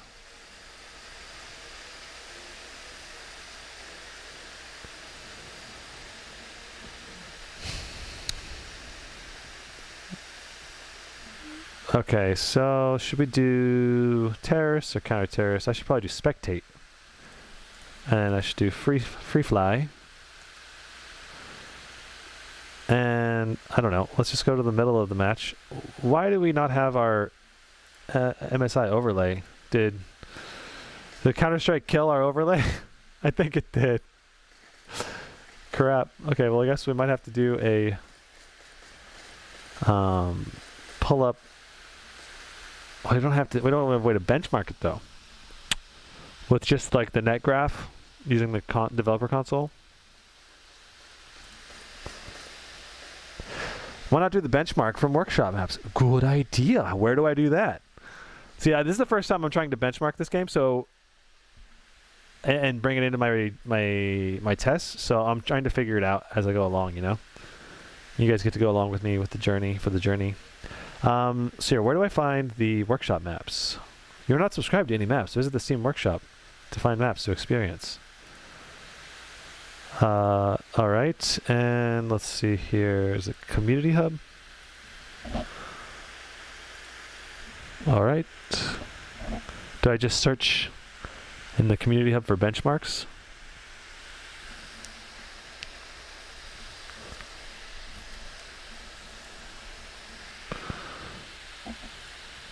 So I go to workshop. Do not warn me again.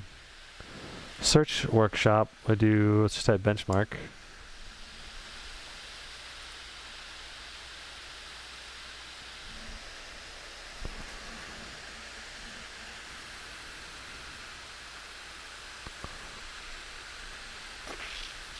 Trying to figure out what's the best way to find it. The search function is just like not working. There it is. Yeah, like the search function just wasn't clicking. I was like, what's happening? Okay. Cool. Let's do it.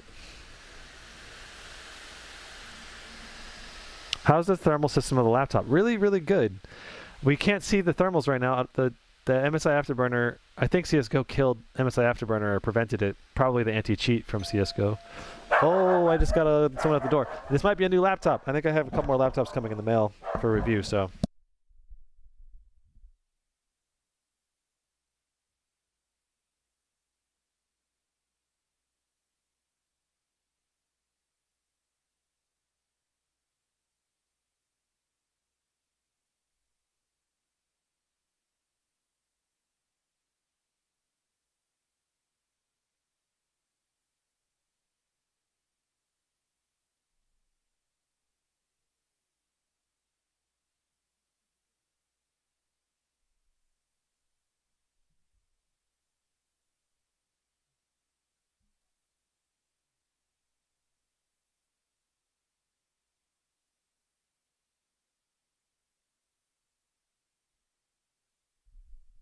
I will be right back. Bathroom break.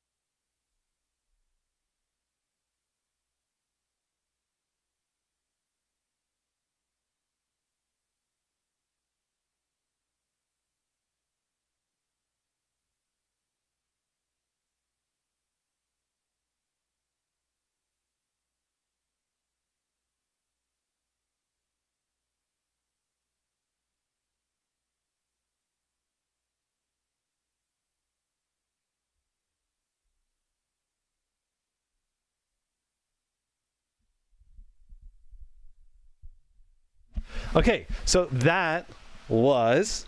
Are you guys ready for it? You guys are gonna be like, what the heck? Let me just grab it. This is the GS66 with thermal upgrades from Z-Tech PC. So that'll have to happen in a few days when I get these reviews done.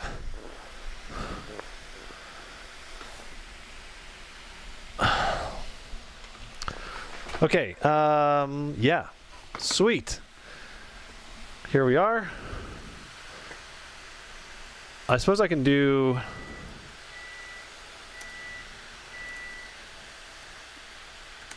there we go. So right here you can see the FPS is like 300 and jumping up to 400. So we're hitting up to over 400 FPS. Where do we do this benchmark? How does this go? Oh, you click start? Shoot start? There it goes. Does it track the benchmark?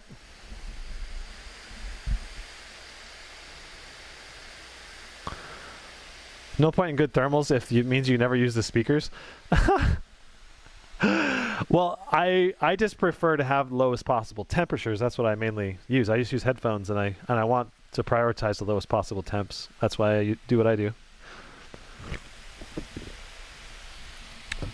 Okay, I'll be right back.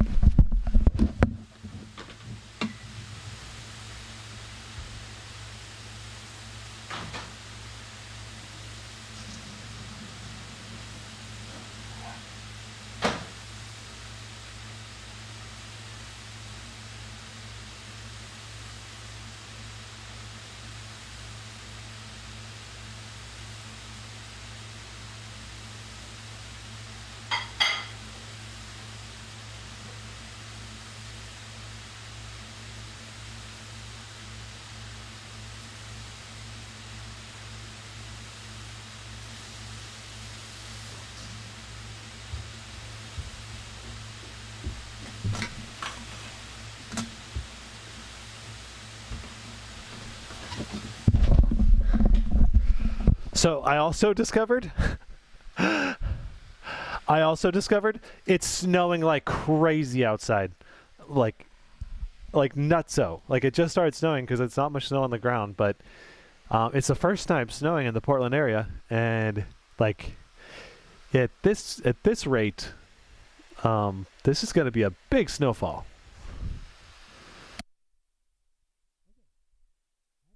Average frame rate was 235.4 in this benchmark.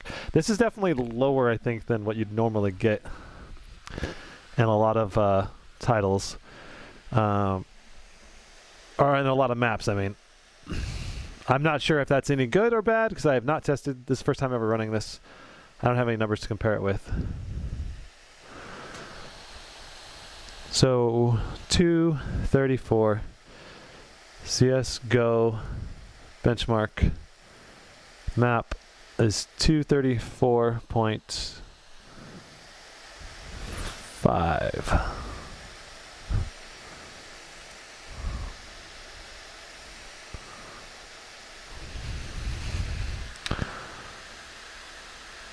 Oh, I had the FPS capped at 400. I think, what's the command? Is it like FPS max _ max for that? It says 0 right now. Did that show?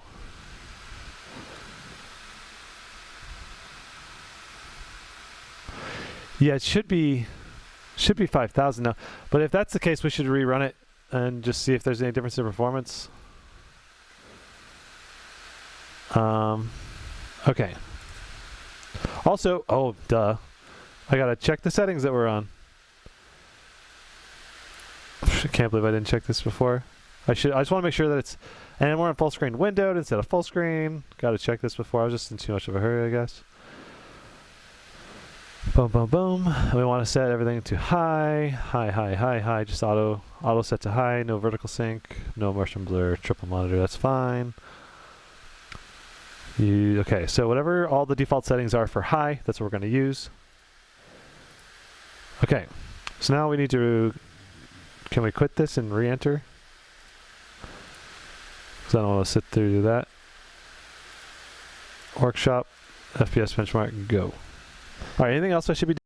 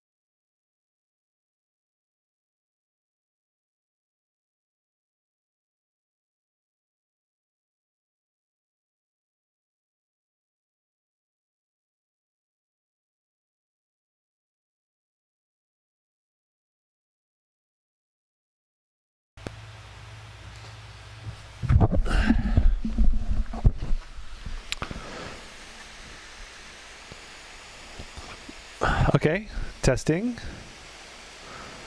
You guys can hear me now, right? Oh, yeah. Okay, should be good, I think. I'm gonna just delete this for now, so we have a better average. Cool.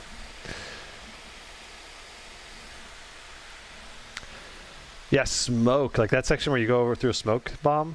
Smokes in CSGO really mess with the frame rate. What do I think of the display? This is a great display for competitive gaming. Seems very colorful, very responsive. Adaptive sync seems to be working really well to make the gameplay smooth with almost no tearing at all. I mean, you only see really tearing at lower FPS games anyway. But it's, did you guys hear me? It's snowing outside, like blizzarding outside, like crazy levels of snow. Okay, so this time we get 231.29.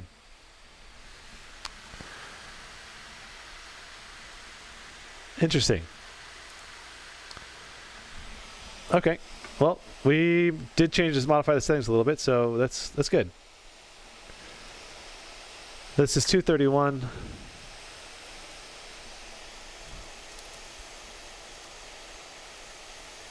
High. Okay. I wonder. Yeah, we can't use Afterburner to capture the 1% lows, which sucks. Was that a valid run? I think that was, right? Right, chat? Pretty sure that's a valid run. Let's go ahead and bounce out of this game.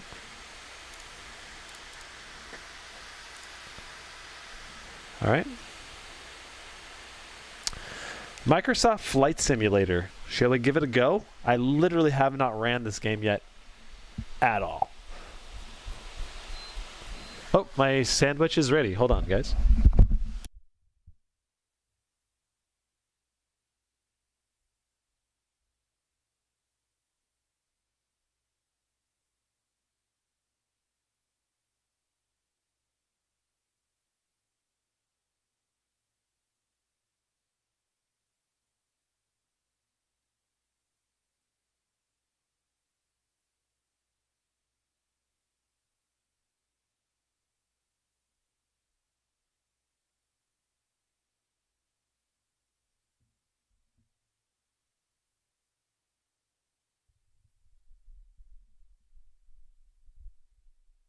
If you guys have any feedback on how to benchmark this Microsoft Flight Simulator, I know that probably a lot of you guys aren't planning on playing it ever, but it's a really demanding game, which makes it a really interesting benchmark. Because the complexity of the simulation of the world is just like on another level. Like the volumetric clouds and the detail on the ground. I've heard it's just insane.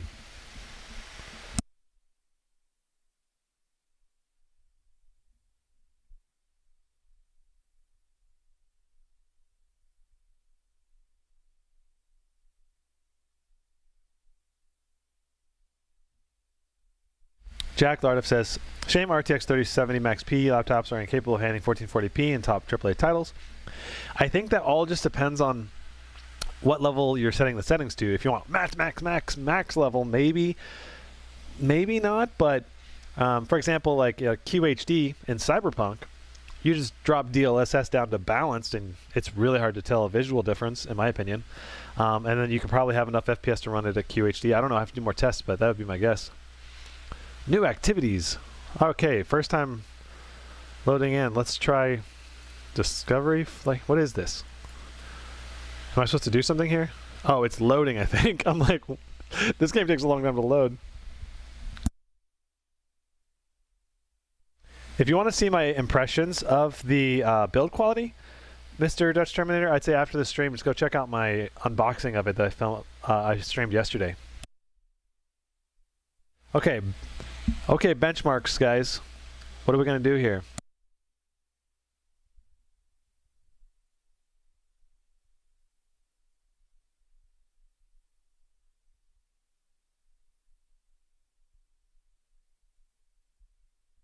We've got everything set to ultra.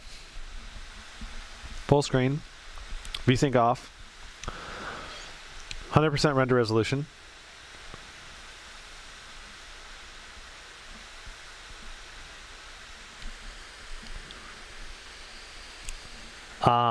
Right now, KJ Anthony says, does your finger gets hot touching the WASD keys? No. It's completely cool, like, to the touch. Or not. The wrist rest is completely cool to the touch. WASD keys have just a slight warmth. I think someone else is at the door. I think I have another laptop coming today, too.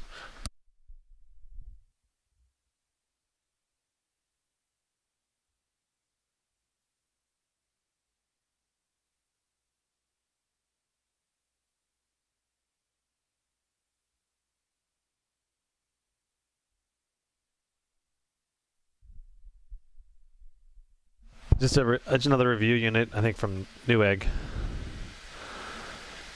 Okay.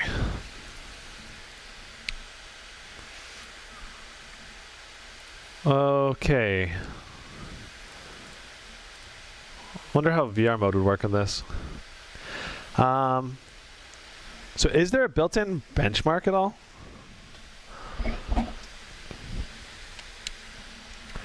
I don't think so. Let me Google it.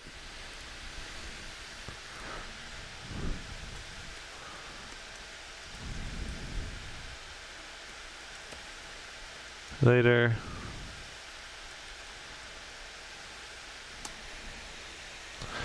Maybe a free flight option over LAX? Maybe. Like, I could probably just, like, load into the same map every single time or something.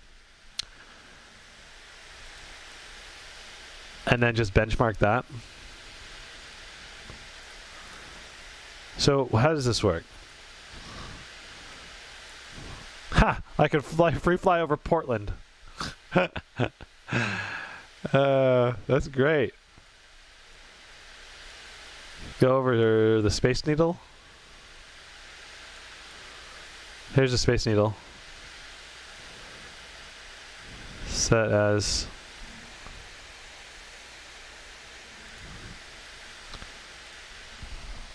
Alright. Eating the sandwich, y'all.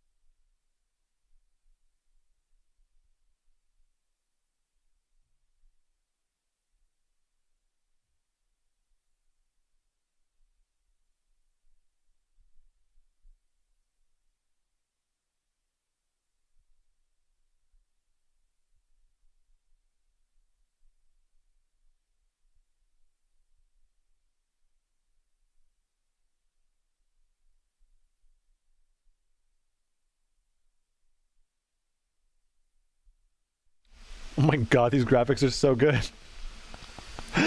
Like, I bet you it'll get better even when I get down to the ground.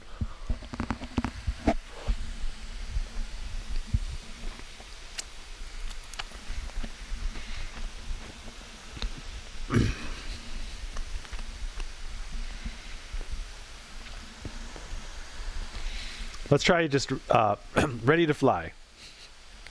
What happens? Is the throttle already set up?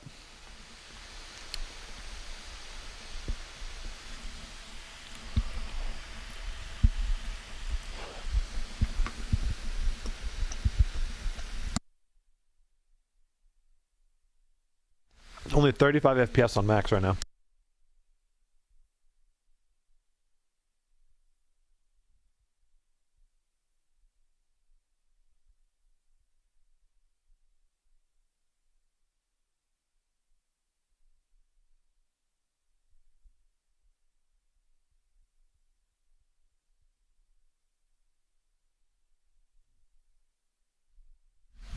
Okay.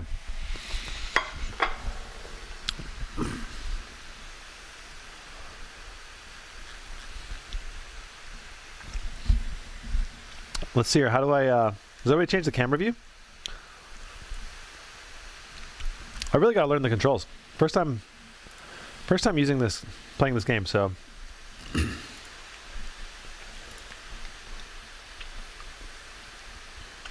Toggle focus mode is right click.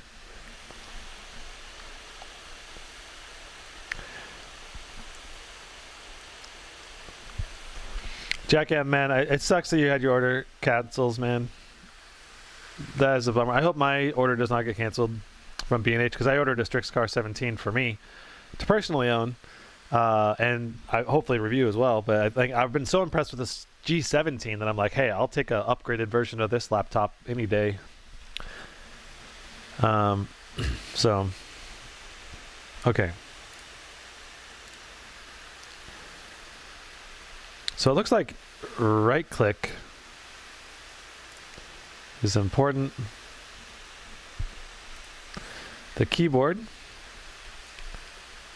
Alt plus P. Wow, there's so many different controls to this game. Holy crap.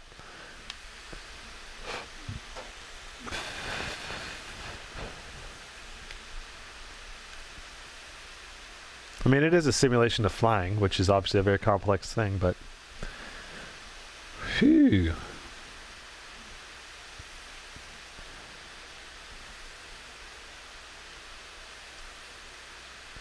Looks like control does external view.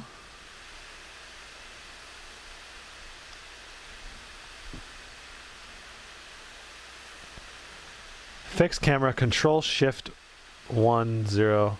Let's try that. Control shift 1. Whoa, you can zoom in on the instruments. Oh, this is cool. Oh my god.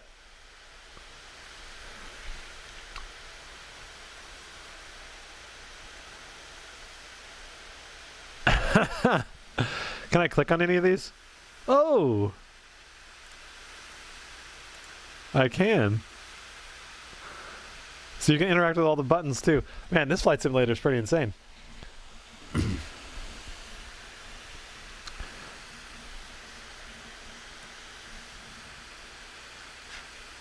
Okay, now, so right clicking changes my camera view.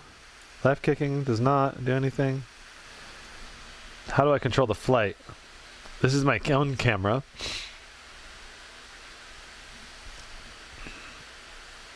Oh, snap. Okay, here we go. We flying now. Whoa. What just happened? You overstressed the aircraft and caused critical damage. We already crashed.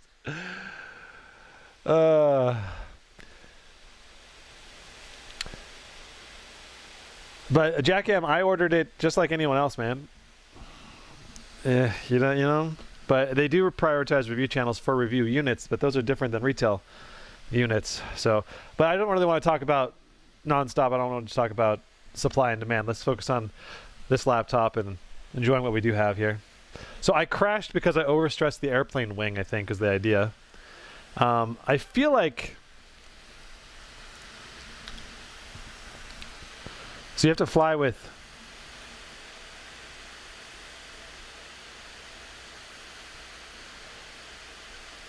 Oh, God. Okay. All right.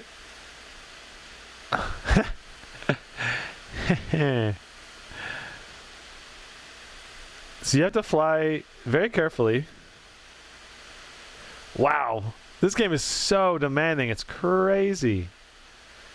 25 FPS on ultra settings. 1080.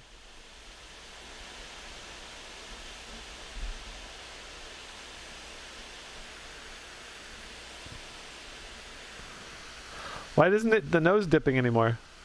I want to go crash in the ground. Maybe I gotta switch my airplane to be more of an acrobatic one so I can control it how I want. I kind of want to do like just an external view flyby that I can easily load into and out of. Also, I can say, I gotta say, wow, like, this game is definitely pushing the hardware harder than just about any other game at all. Period. Let's see what all settings do we have. I'm curious if this is the best settings to bench it on, too, because this might be like too over the top, you know, like crazy.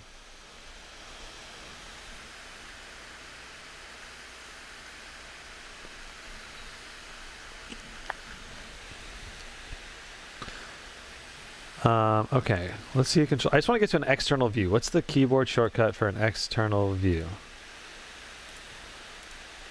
Camera.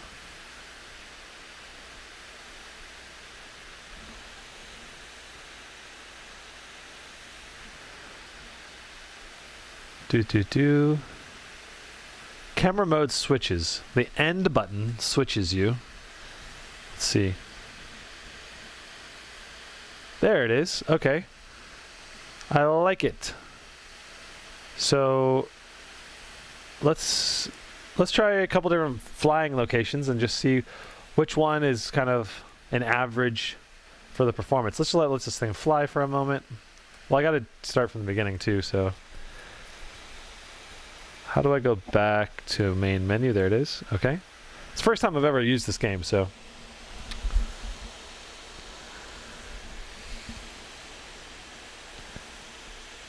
Gizmo got my laptop canceled. Then I took the money and ordered a Dell G5 with 3070. I'm upgrading from a GTX 6080. Okay, cool. I don't know how good the G5 is going to be. What was the price you paid on it? And the specs. Oh, also, where did you buy it from? I should probably add that to my list.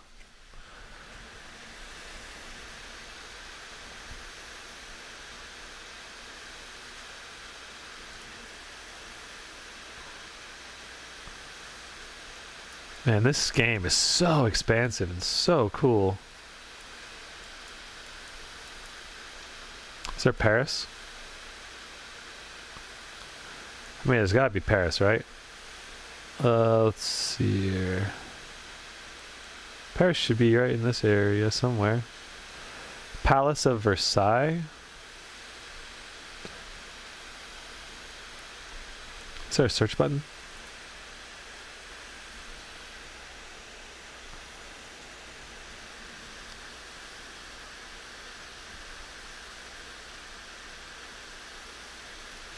Maybe New York is the best.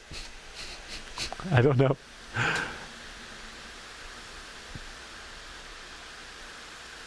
Airport Hudson, New Haven. No, let's go to New York.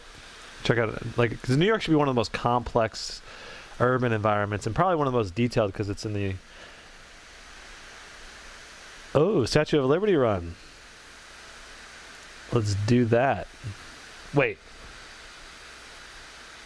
I don't want to fly there. I want to teleport there. Oh. Oh, this lets you simulate the whole flight. Dang. Cats Dogs asks, hypothetically, you have two laptops, 1440p and 1080p display. If the 1080p gets 100 FPS, what is the expected FPS for 1440p? The answer to that is it's going to vary a lot depending on the game. If it's GPU bottlenecked, CPU bottlenecked, and the components too, because some games will make more difference, some GPUs will make more difference, some CPUs will make, it's just, there's a lot there. Wow, so many different planes too. And you don't have to pay for them. I don't have to pay a $299 free to play to be able to grab this airplane. Okay, and now how do I just like straight, I just want to go here. I don't want to like set a waypoint to it. I just want to go there. Flight training. Man, I'm such a noob with this game.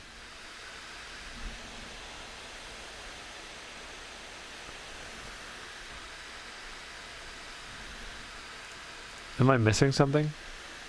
gonna try loading back into the game because it feels like a different map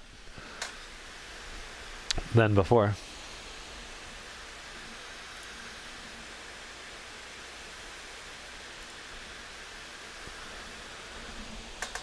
Or a different menu, I mean.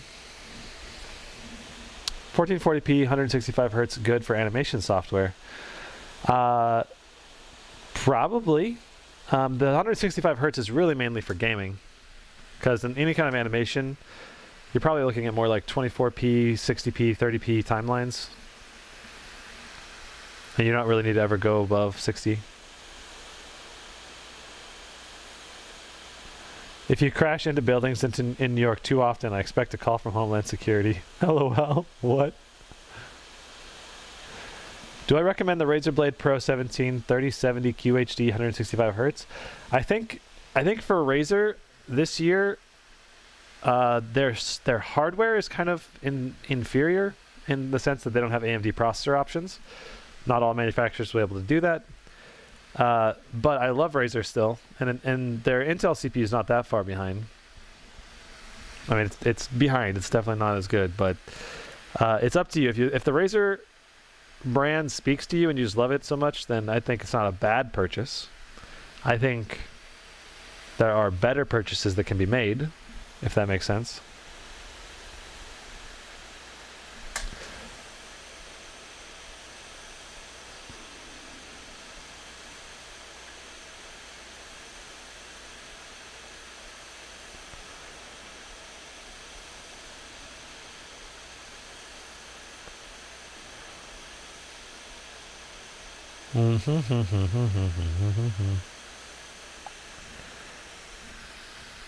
Okay. Activities, bush trips, landing challenges. So if I just go into the world map and I just pick the default plane, which is this one. Alright. I go back to the world map. Go to Statue of Liberty. Does it let me just load in?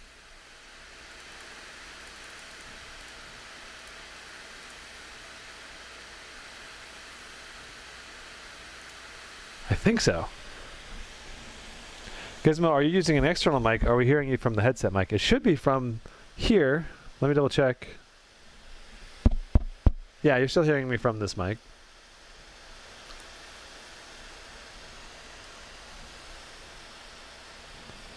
People who like this game must really like planes. Yeah, I love planes growing up. I actually was a part of Civil Air Patrol, which is like this Boy Scouts for Air Force, basically. And I did like flight lessons, and my dad has a private pilot license, and he loves this game. He plays it. But this is my first time trying to load in. I'm trying to load it or play it at all. And it's a complex title for sure. How bad is that fan noise in person? Sounds high. It's certainly a loud fan, without a doubt. But like I said, I always test on max fans for all my laptops. So, wait, is this supposed to be nighttime?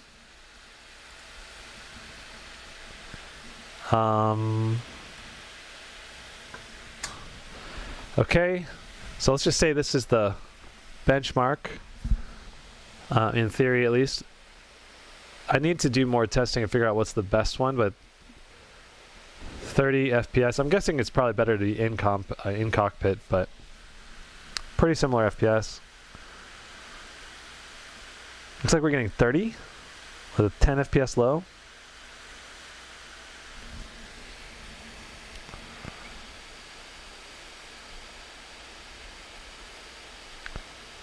When am I going to try out Fortnite?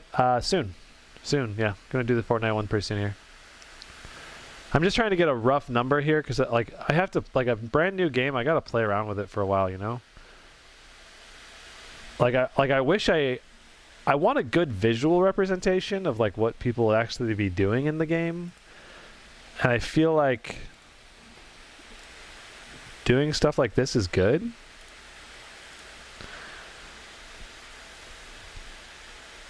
So that was like right around 30 FPS, and that was very similar to Portland. Let's try like a rural mountainous area and see how it performs. See if it's like a lot better or worse. Okay, let's go to, no, let's go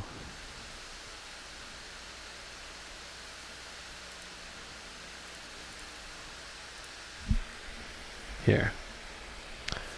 I do not have Warzone downloaded. Is Warzone really that popular? I've gotten so many requests to do Warzone. Because I can do Warzone potentially later, but I've got to not use the laptop while it downloads, because it's going to have to download in the background for like an hour or a half hour, you know, and I could use the Aorus during that time. You can switch to daytime. Is it better FPS at daytime?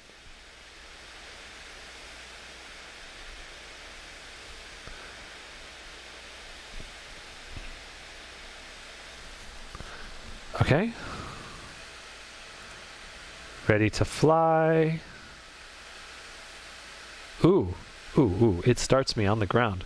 How do I control the throttle? Parking brake, it's not what I want.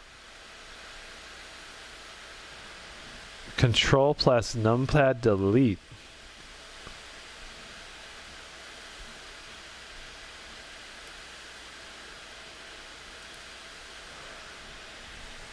This is not the area I want either. Looking for like a, maybe Mount Rushmore flyby? Is there a Mount Rushmore flyby?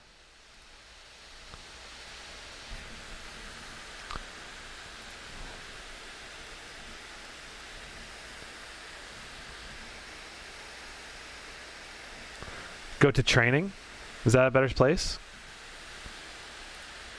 Let me try.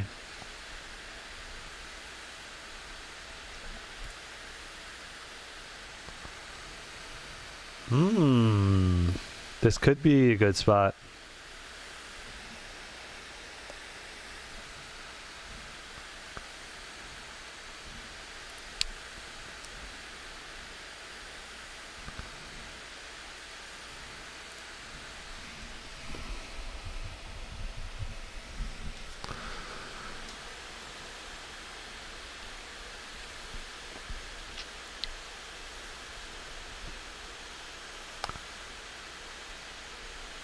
I feel like the flying over New York is like worst case scenario on performance, and then flying in the rural areas or up in the clouds is like best case scenario.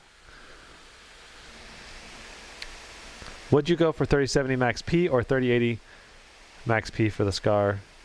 I don't know yet the performance difference between them, Andoni. I'm guessing price to performance, 3070 is going to be better, but oh yeah, look at this performance. Definitely a lot higher. Okay, so there it is. Let's just say that we're doing this. Welcome to your flight and training. I'm an instructor. This will get you started with basic controls.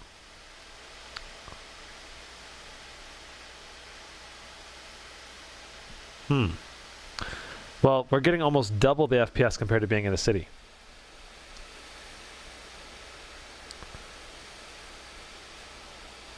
You can go under the activities menu and flight starting. Okay. Thanks for the tips. So we're getting 71 FPS, 44%, 1% low in this location. Let's go back to main menu again.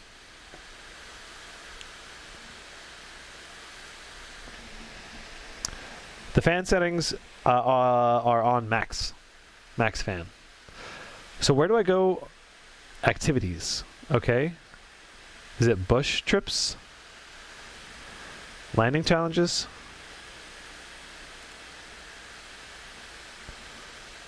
Famous, epic, strong wind. Let's try famous. Ah, I like this. This is the way to go right here.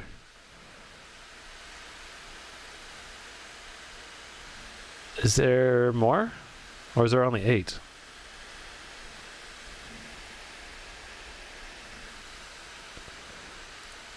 Let's go Toronto. Fly. Well, this is a landing challenge. I don't want. We just want to like a fly by, right?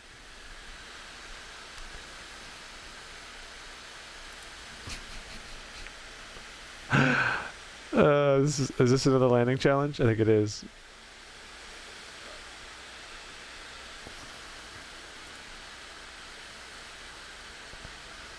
It's crazy how quickly it loads all of the different zones.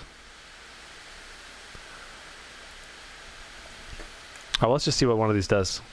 See what the performance is like.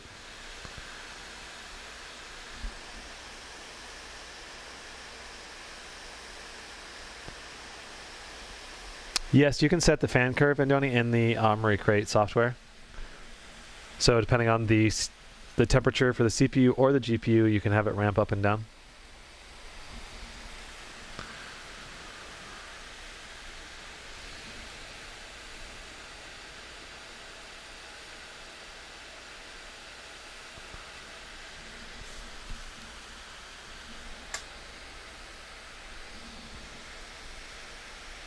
Airliners are half the frame rate, by the way.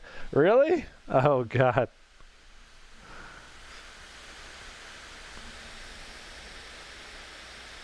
Why is Lenovo releasing their laptops late? I don't know. You'll have to ask them. If I were to guess, it's because of AMD chip shortages. Maybe RTX chip shortages, too. I don't know.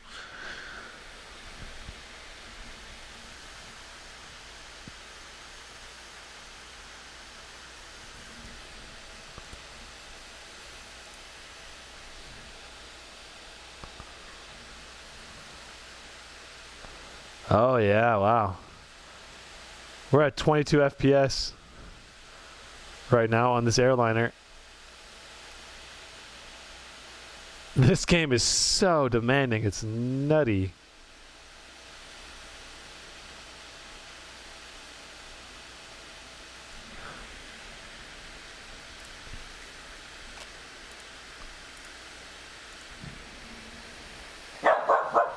I think someone else just came into my door. Again, hold on.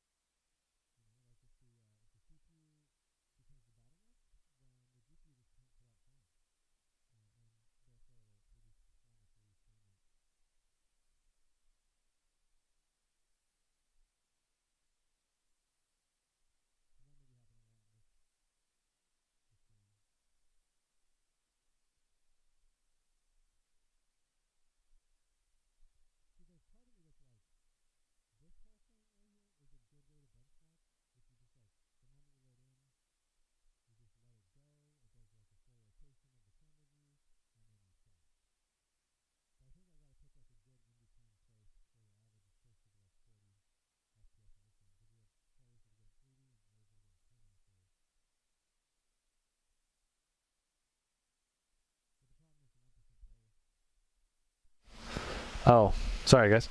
Is that better? Yeah, so my guess is the best way to benchmark this is probably going to be trying to find a place that has a FPS average of around 40-ish, because we have some areas where we're getting close to like 70, 80 FPS and others where we're getting around just 20.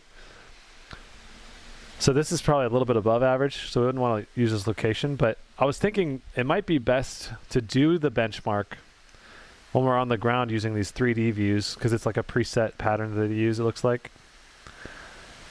That or just a place where we're just flying straight and flat, fly over, like over LAX or like Seattle, for example. You guys that love Flight Simulator, what do you guys think is the best way to benchmark the game?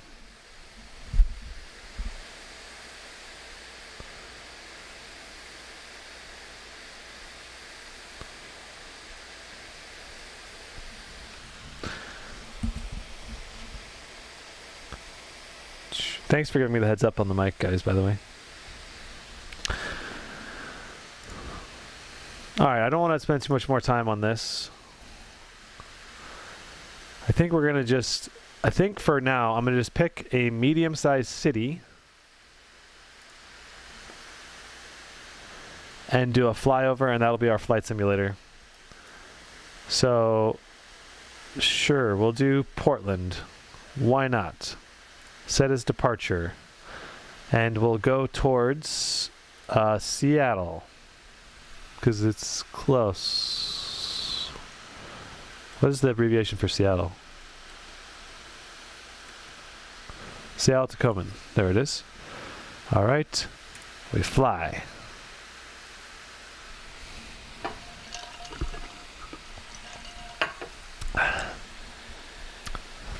Take off from a specific spot. That's another option.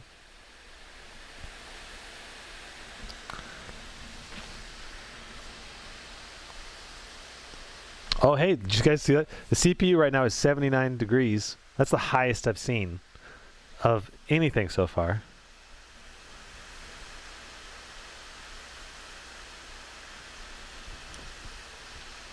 From any game. We are admittedly, we're not even playing the game. We're just loading right now, so.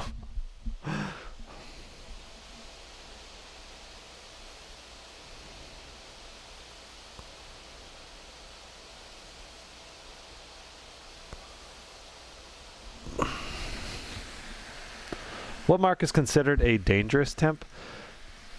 It all depends on what limits the creator, like AMD, Intel, NVIDIA, what limits they deem as dangerous, and usually they'll set a limit in the BIOS so it never goes above it. It'll throttle hard before it hits that point.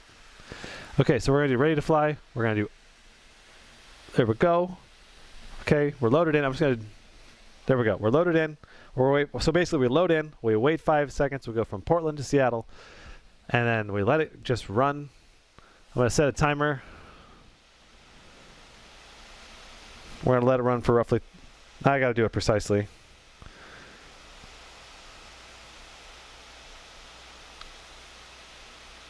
I'm gonna say like 30 seconds, but I don't wanna have to reload this again.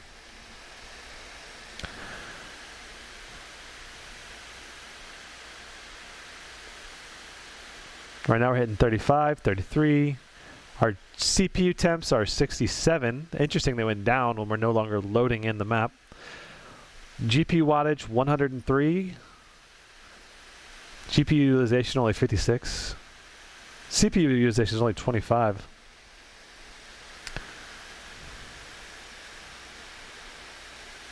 Nice. Okay. Well, I think this is what I'm going to do for benchmarking, is just go Portland to Seattle, let it average out for a couple minutes.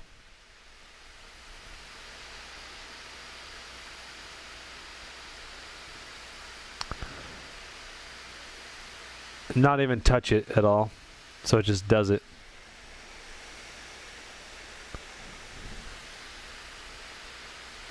Okay, I think I'm going to let it go until it hits this red line on the map down here. See this map? I'm going to let it go until that point, and that's when I'm going to stop the benchmark. That way it's the same every time I do it. So whenever the tip of the nose of the aircraft hits that line,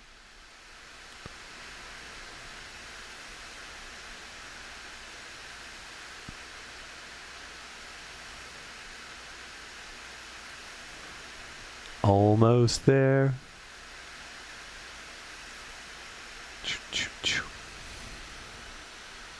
Okay, so we're calling it there. Microsoft Flight Simulator gets 33 FPS and 16 minimum.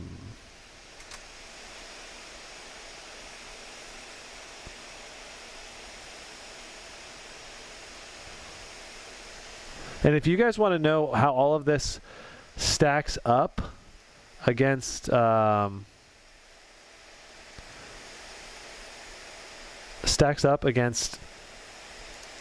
the other laptops, you'll need to wait until I put together the whole review video The whole video will show you like the average between like this laptop and the 2080 Max Q and other laptops and like the 2000 series. I might do just a couple comparisons.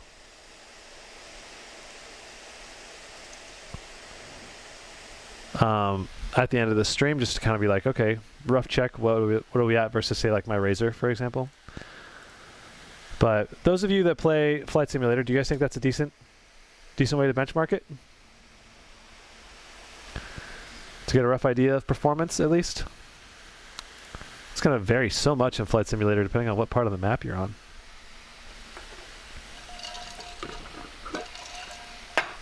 Okay.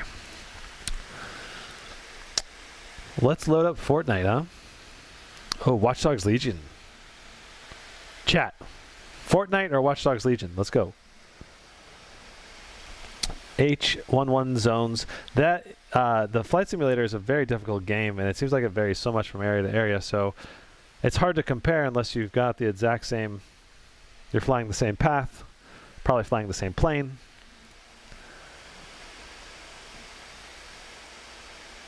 I see people saying Fortnite. Okay, we'll do Fortnite next.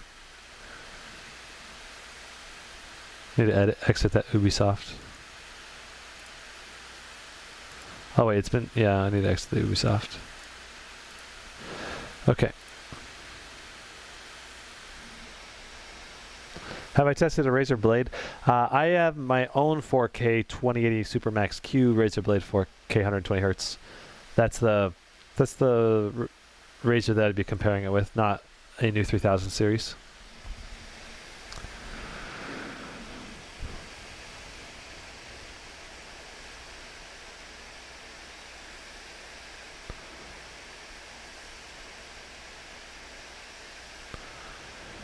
So if you get a 1440p 165 hertz, you could run games at 1080p. You can always down res. You just can't up res unless the display is capable of doing that.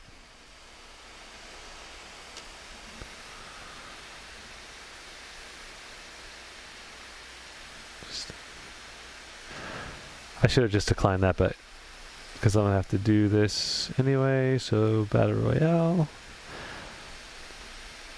So the way I used to benchmark Fortnite was I would go to the Dusty Divot and I would run a certain path and I would do it in some like some match, and it would just be like, and like I think I can't remember if I did it in a, I don't think I did it in a bot match. I can't remember.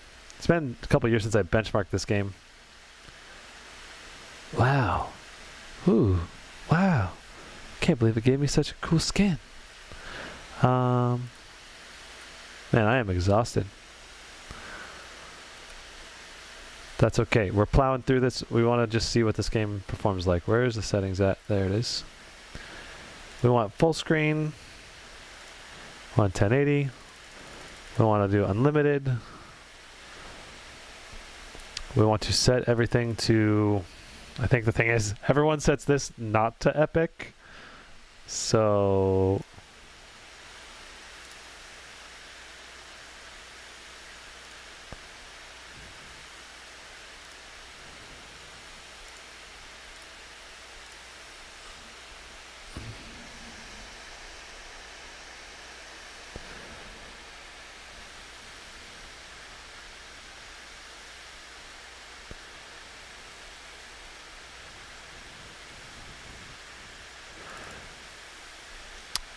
we'll do reflex plus low latency on. We can turn on DLSS. Interesting. Shouldn't make much of a difference in 1080p, but that I'm actually really curious now how that would affect performance with Fortnite.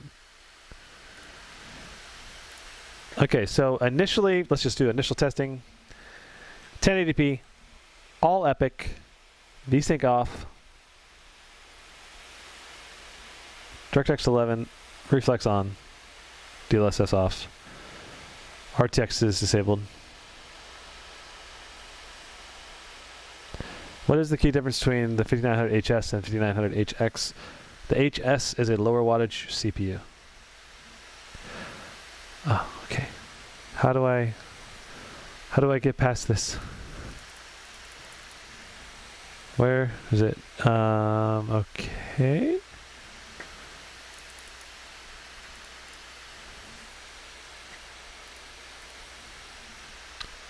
This menu is so annoying. Am I not able to even...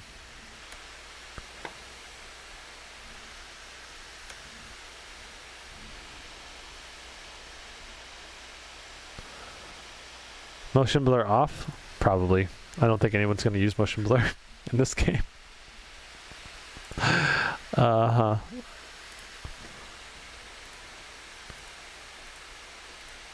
Like, to start a new match, it used to be so easy. You just go to the main, you just load into your main menu, and I can't even exit this. Do I have to go through like a...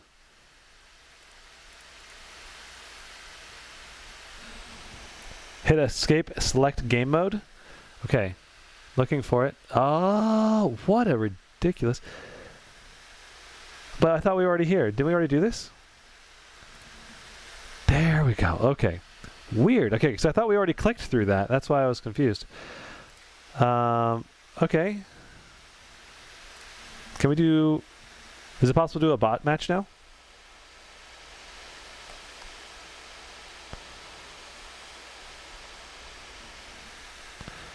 What do you guys think is the best representation of performance in this game? Solos. Just doing a solo and then just running through a certain area.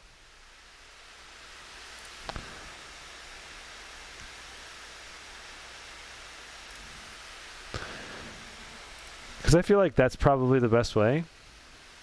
But... Or using a replay feature. Or maybe the creative. Is there a creative mode that has a benchmark?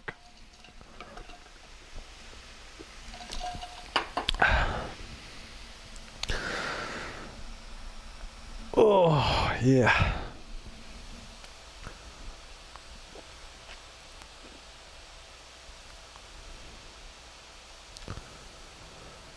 $5950HX CPUs. I don't think so. I don't think there's any of them out yet. I don't think. We're getting a lot of little stutters. Fortnite always does that at the beginning of the matches. So, in reality, I don't think anyone's going to be playing this game on epic settings, really, or with RTX enabled. They always, you typically speaking, are going to want to be playing this with optimized settings. So, if I was going to be benching this, I'd probably bench it the way that I would want to play it.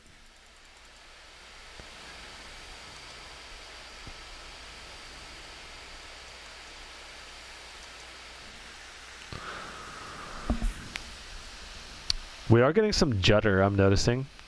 Like, you see our frame time? Like, if I reset it right up here, you can see 26 minimum FPS. But either way, we'll want to get down to...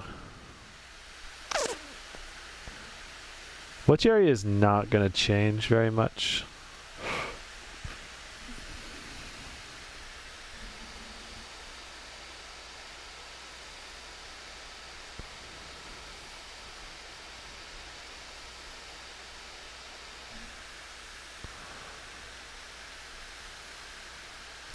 We got players near us. Oh boy. Also, I'm noticing some definite consistent frame drop, like stutter going on.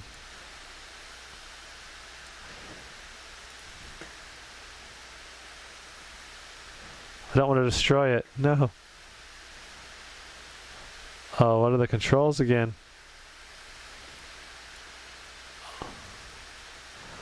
I want to get up there.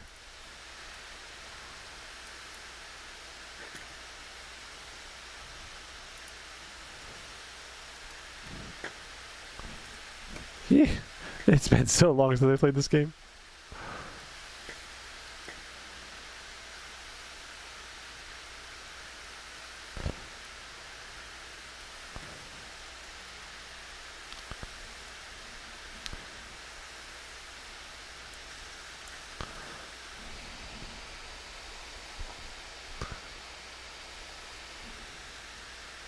I'm guessing this is driver-related issues. You guys are saying, oh, I'm confused why it's doing so bad.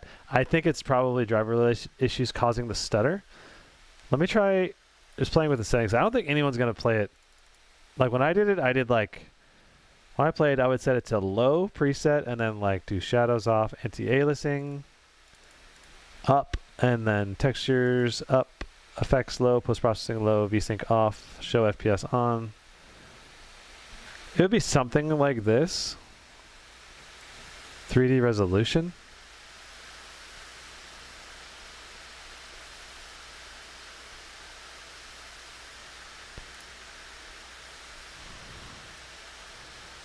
The game looks so different on low settings. But yeah, we are getting some... Oh, we got an enemy somewhere. Oh, snap.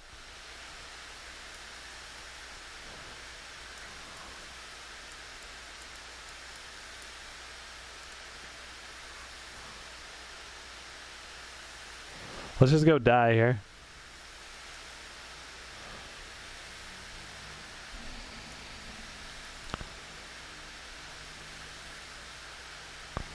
Where'd this guy go?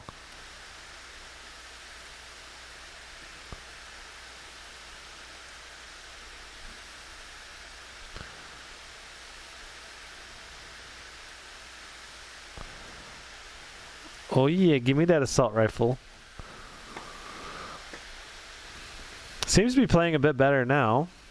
Like I'm not noticing any jitters the last like 30 seconds or so. Ooh, they added bounce pads back into the game.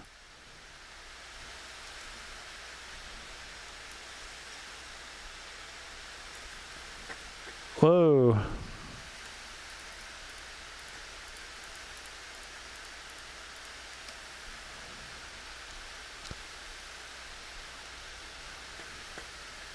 Gotta love that. Thanks for doing good work. What size is the power brick of this laptop? It's pretty small. Or it's like, not small, but like a good medium size. Ooh, ooh, ooh.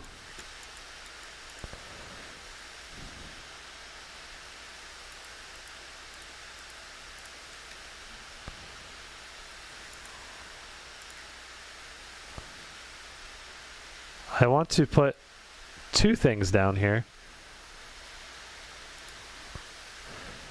Like I want to build a flat wall, and I don't know what the buttons are anymore. Let's see here. Flat wall is X, wait, Z? Thanks so much for the $5, by the way,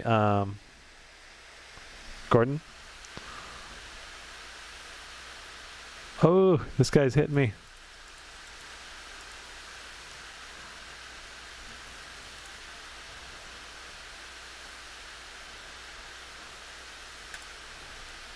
I just want to make sure I heal up enough that I survive another sniper hit.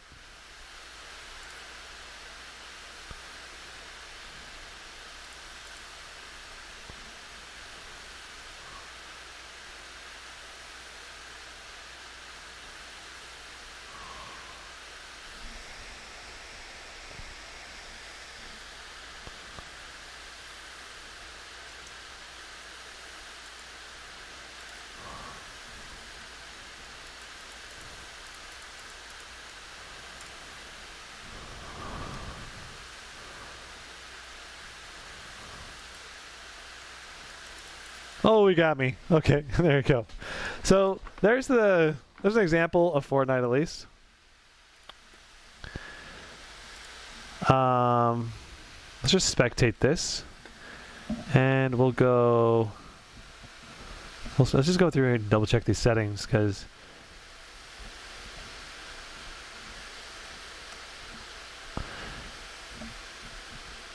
I was definitely expecting more FPS in this game. I think still probably driver-related issues, I guess. Well, whenever hitting over 200, I would still expect more than 200 with this laptop. All right, let's just watch them play a little bit and get an idea of the rough range that we're seeing, and let's take a look at the GPU CPU. Okay, so CPU is hitting 64 degrees Celsius. GPU 68, so temperatures are excellent in the game. Really high clock speed, 2000 megahertz, 100 watts on the GPU. So we're getting a lot of power at least being drawn.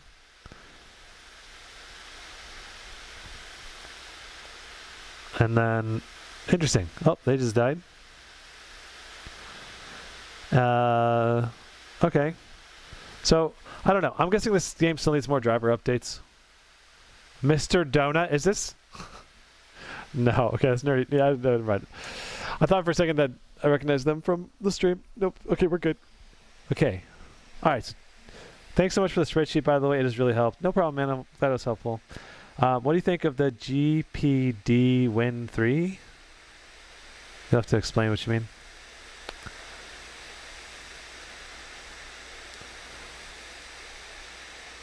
Thinking of getting the 3060 version of the Asus TUF. Could be good, but you might want to wait for reviews. Up to you. How much USD? This is an $1,800 laptop, Penguin. Remove all shaders, please. Is the shaders still up?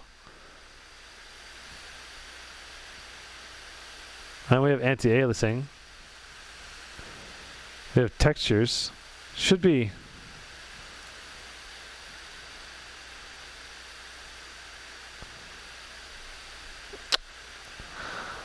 I mean, I'm pretty sure this is close to the optimized settings, right, for this game? Shadows off, view distance near. Oh, I usually set that to be far, too.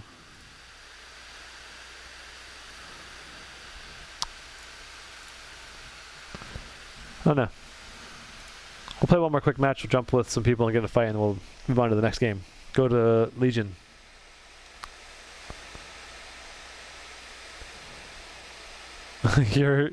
Your AC running mad loud in the background. Yeah, that's the AC, sure. As for laptops, I'm a sucker for mechanical keyboards. If only this one has Thunderbolt. If you want a mechanical keyboard, the Aorus 15G is pretty good.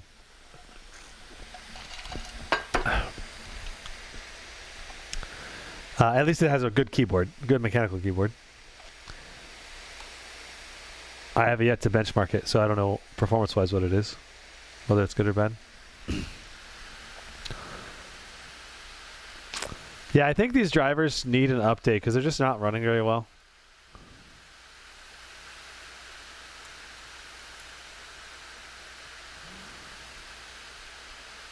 It could also just be Fortnite optimization, but I think it's drivers. Should I choose between the X-Flow 13 and the Star 17? They're basically same price. All depends on your use case. I mean, I would pick the Scar myself, but if you're someone who like, I really want a thin and light laptop, and then you also want to have gaming power when you get home or whenever you plug it in, then that could be pretty good. But I feel like you'd want an external monitor with the Scar, or with the Flow, you'd want an external monitor. Let's see, is it Alt? No. There's some button you can press to be able to look around while you drop in. I can't remember what it is.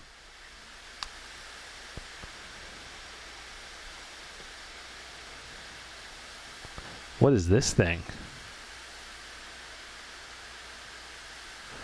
I see players down here.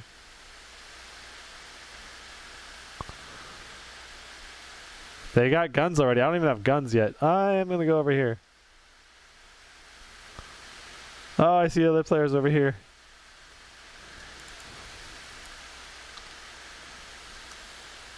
I see a shield. Ooh, green XP coin. Wow. Is this a fishing rod? Did I really just get a fishing rod? What does the fishing rod do? There's two players over there fighting. I still have a gun. Can I hit them with the fishing rod? Smack them? Oh, goodness.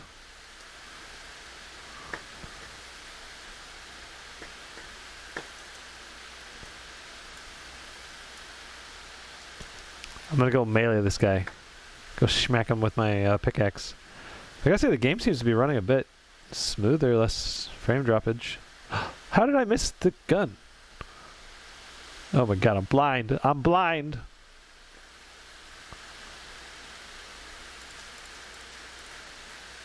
Oh. Are those robots? I think that was my... Whoa, goodness, it's gonna hurt me.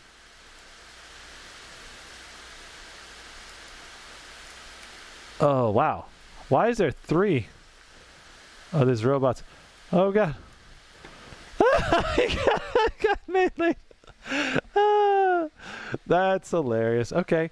Well, I gotta say, I played better that round, but it seems like there's just like this weird frame jitter in Fortnite right now. I'd want to... I'm sure it'll be improved, though.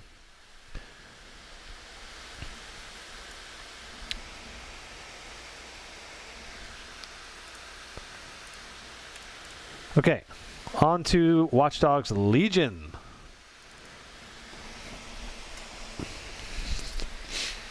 This game, I'm sure, is going to bring this laptop to its knees. Especially if we have it all on ultra high settings. Do you think Battlefield in ultra 1440p would be very good or average? I don't know. Does liquid metal perform bad in long term or affects the components? The Gamers Nexus, I think, did a comparison of like liquid metal performance after 2 years. And I think they saw that the liquid metal performance degraded by 2 degrees or something like that after 2 years of time. So if you're always wanting optimal, you go check it out, look it up, or Google it. I'm sure there's a lot of people who have done tests too, but you just want to do some research on how long it maintains its cooling properties, if you will, and doesn't dry out or crack or whatever. Is Gentek PC reliable? I don't know how long the orders take, but I did order one laptop like 15 years ago or 10 years ago from Gentek PC. They had good customer service. At least they were responsive and answered the phone and everything back when I tried to talk to them, but that was a long time ago. So, all right. So we've got full screen, 1080p, 300 hertz, VSync off. Quality. Do you want to keep current setting? Yes. This is DirectX 12. We're set to ultra, ultra, ultra, ultra. Headlight. I think we just want to do the ultra preset. Whatever ultra preset sets, that's what we're going to do. Except for ray tracing, which we're going to turn on to ultra, and DLSS, which we're going to turn on to balanced. I think balanced is the way I think most people would want to run it. Some people would run it on quality, but I think balance is the way to go. Let's go ahead and give it a benchmark run. Here we go. Would I still recommend 2070 and 2080 GPUs in 2021 for the next 3 to 4 years? Do you think the 3060 XP has the same performance? I think the 2070 and 2080 is still a great GPU as long as you get a good price on it. Because, you know, if you can get a 3070 that performs better than a 2080 for less than the 2080 cost, then why would you ever buy a 2080? So if you can get a really good price on it, like a lightly used laptop or a big discount deal on someplace, then that's when I think a 2000 series GPU is totally worth it.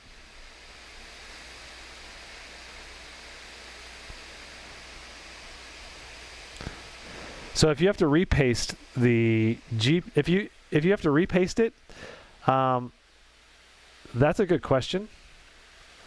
Wow, we're getting 57 FPS. That's... I was doing initial testing last night, and it was only getting like 25, 30 FPS with the previous driver.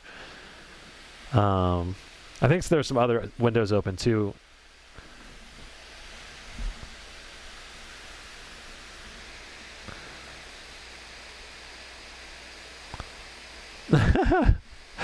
Bro, you're a legend. Went live for 5 hours, and now you're live for a very long time again. Thanks, man.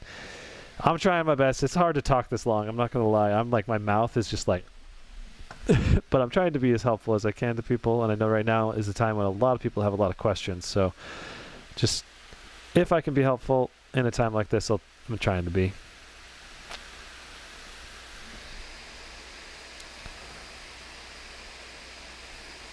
Asus ROG service is usually pretty suck. I don't know. I have not had any experience with them.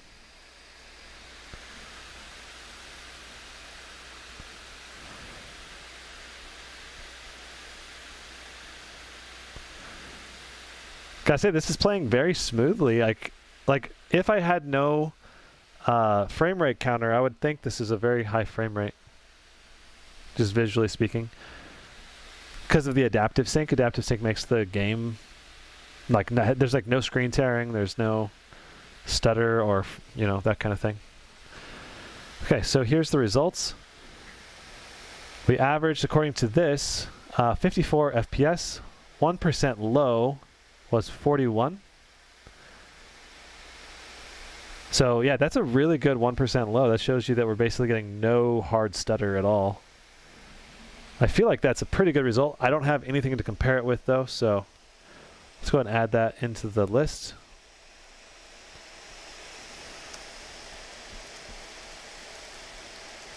Watch Dogs Legion, the average 54. 1% was 41. 1%. Impressive. I mean, I don't know. Maybe it's not as impressive as I'm thinking because I haven't benchmarked this before, but I was thinking it would do worse. Let me just say that. Kind of want to run it again with DLSS set to quality and just see the difference in frame rate. Also, I should put the settings for Legion in the benchmark.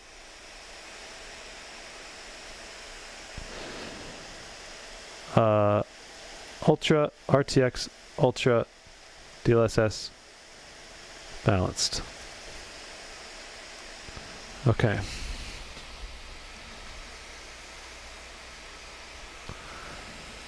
The benchmarking window is getting kind of enormous. Let me make this, like the text, make this a little smaller.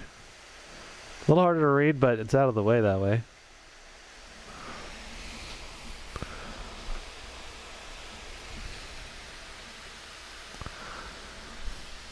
Seems like we're getting almost the same FPS between balanced and quality.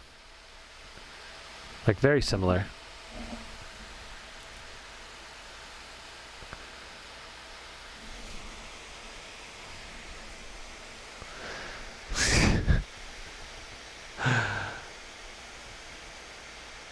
What is the laptop I'm most excited to see a review? Honestly, this one is probably number one. Why I pre-ordered it.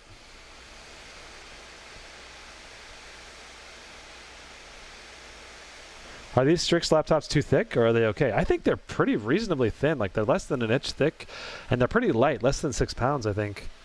Right around 6 pounds. And so for me, I'm a tall person, like 6 foot. I have a big backpack. It easily fits in my backpack and it's much smaller and lighter than my Alienware. And it's basically almost the same size as the Razer Blade Pro. The Razer Blade Pro is a little thinner. Okay, wow, we still got 54 average with the 1% low. That's almost exactly the same performance. That's heckin' impressive. Would I travel with this laptop? Sure, I would. All depends on how sensitive you are to weight in a backpack, really.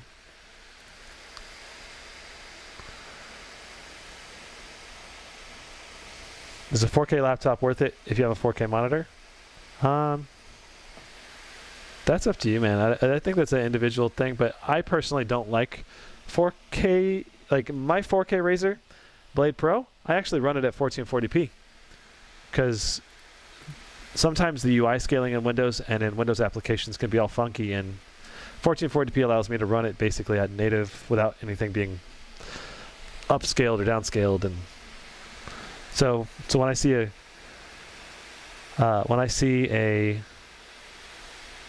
what am I trying to say? When I see a native QHD panel, I'm very attracted to that. That's why I ordered the Strix G17 with the QHD panel. How much longer am I going to be live? I'm going to be ending it here soon. I think I'm going to do one more test and then calling it. Debating. Let's do Cinebench again. I think that would be very interesting to try out.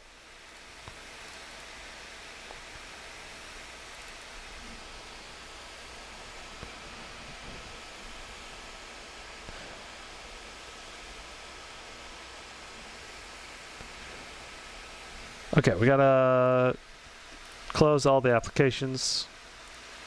Steam, Epic, Ubisoft. There we go. Keep these ones open. HW monitor out. Refresh, reset. And here we go. And here we go. There we go. All right. Let's see what we get. All right, so our all-core boost right now is 4.1 gigahertz.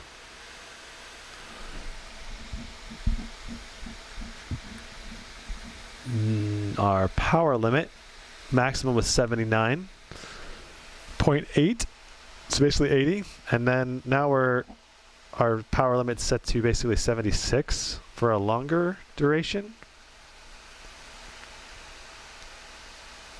I think it's going to go down to 75.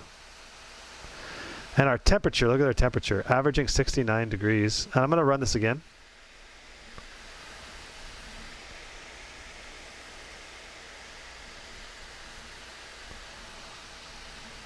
Let's see the speed we get on it.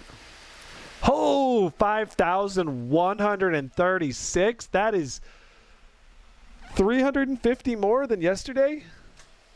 Okay, I'm excited. That makes me excited.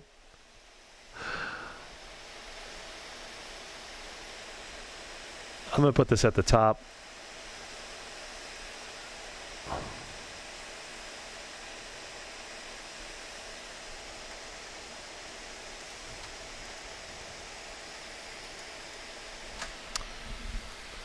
I like seeing this performance in the CPU. That puts the CPU at an even higher platform, higher level than I thought. Dang. Impressive. And that's not even overclocked at all. Like, given these temps, and I wonder what you could do overclocking. 51, 59 for our second run. So what I like to do in the past with Cinebench, at least, was I would run this like a bunch of times, like 10 times in a row, back to back with no delays, and I would see what kind of the CPU kind of settles down to, like if it can stay at the high performance, or after like a couple minutes it just drops, and then I'll usually keep that dropped throttled score as my average.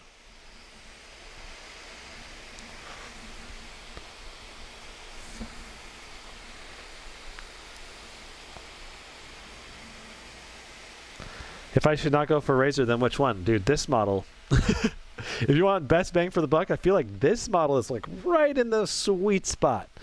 Great CPU, GPU performance for the price, for the size of the machine. Asus, I think, just knocked it out of the ballpark overall on this whole machine. Let's go ahead and see what we got for our third run. 5167.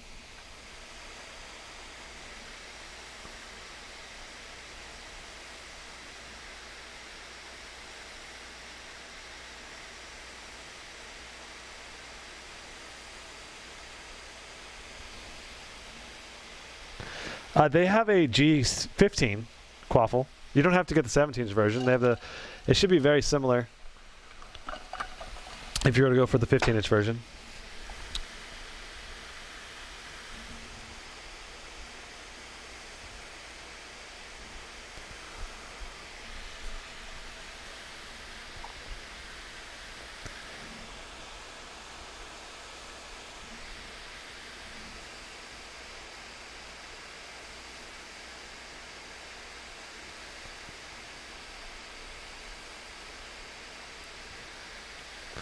This is, I think, a 16 gigs of RAM in this chassis.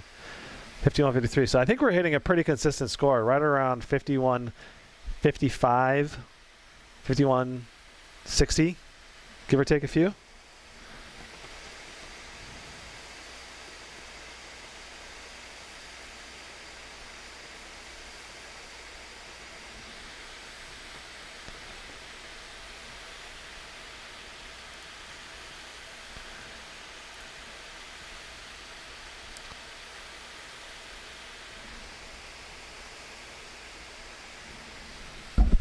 Oh man, I gotta sneeze.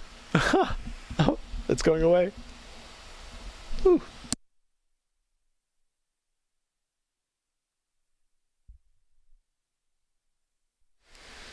I think for that GP66, it depends on which model. Like I think the 2070 or the 3070 versus 3080. I think the 3080 has a max Q and the 3070 is not max Q, which is an interesting situation. You can check on my sheet. I have it listed there. So 5122. So we went down a few points, but I think that's because I swapped focus to the armory crate for a second.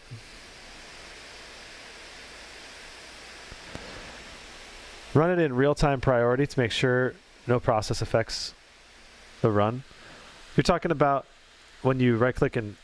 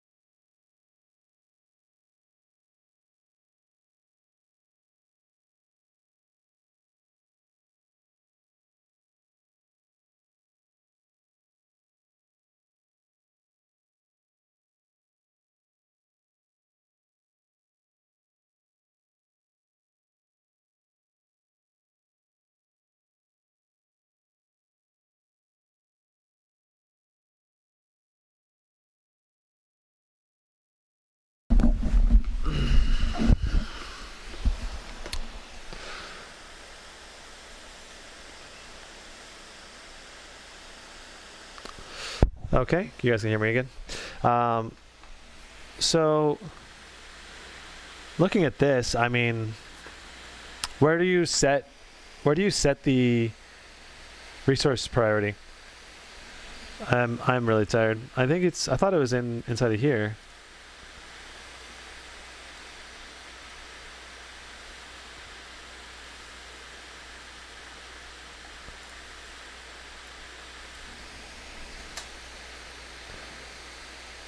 Do I plan on doing a side-to-side 3070, 3060 comparison?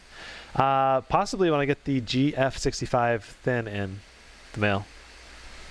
Sound gone like someone's dad. Oh my god. You crack me up. You go to details? Because I thought it used to be in here, but inside the task manager.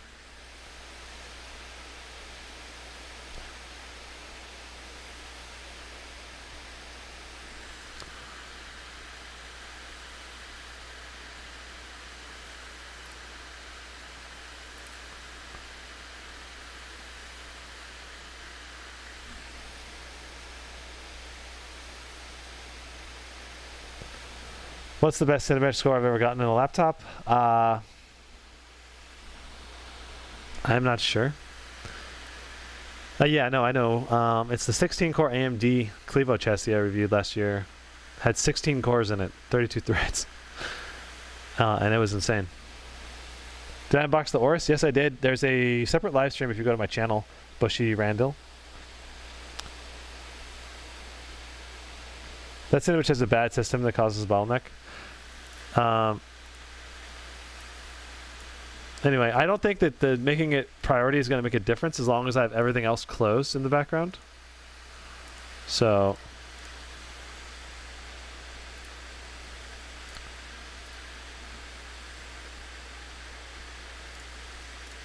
and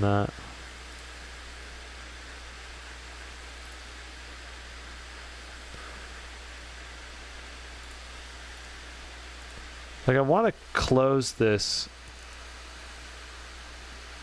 Like I want this to just not be here. There we go. Finally. Okay. Let's try running Cinebench 20 R20 one more time. See if that made a difference. I don't think it will.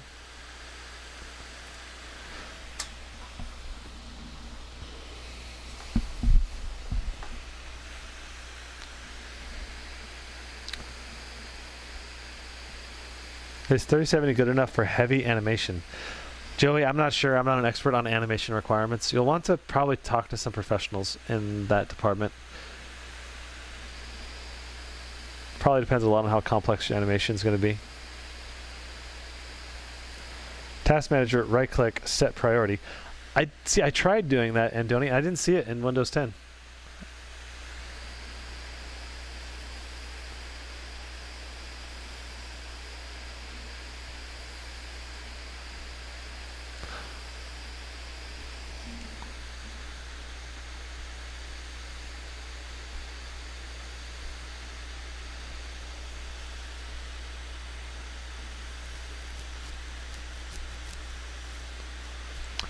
So 5209, now that we minimize or exit a couple things. That's 50 points more, 40 points more, like 35 to 40 points more. Let me try updating. Also, I guess that was the first run, because first run's a little higher sometimes. But I'm not even going to use this anyway. I'm doing Cinebench R23 going forward, so let's just run that guy.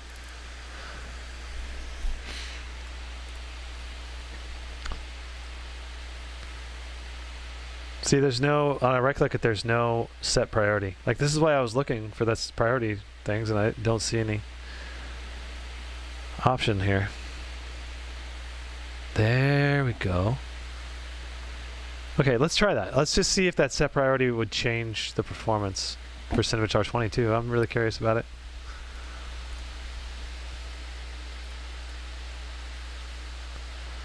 I guess I have to go to the individual task.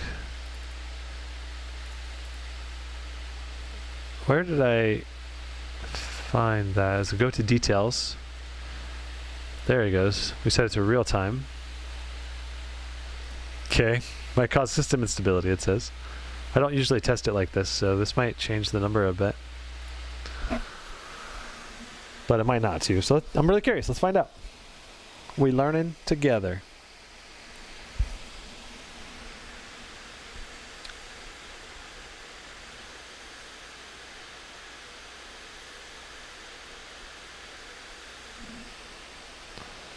Is this a worthwhile upgrade from an RTX 2080 Max Q 90 watt laptop? 9750H is the CPU. Byzantine, I think it could be, but it's not going to be that big of a performance jump. This is crashed. The laptop is crashed. No movement. It did not like real-time process allocation.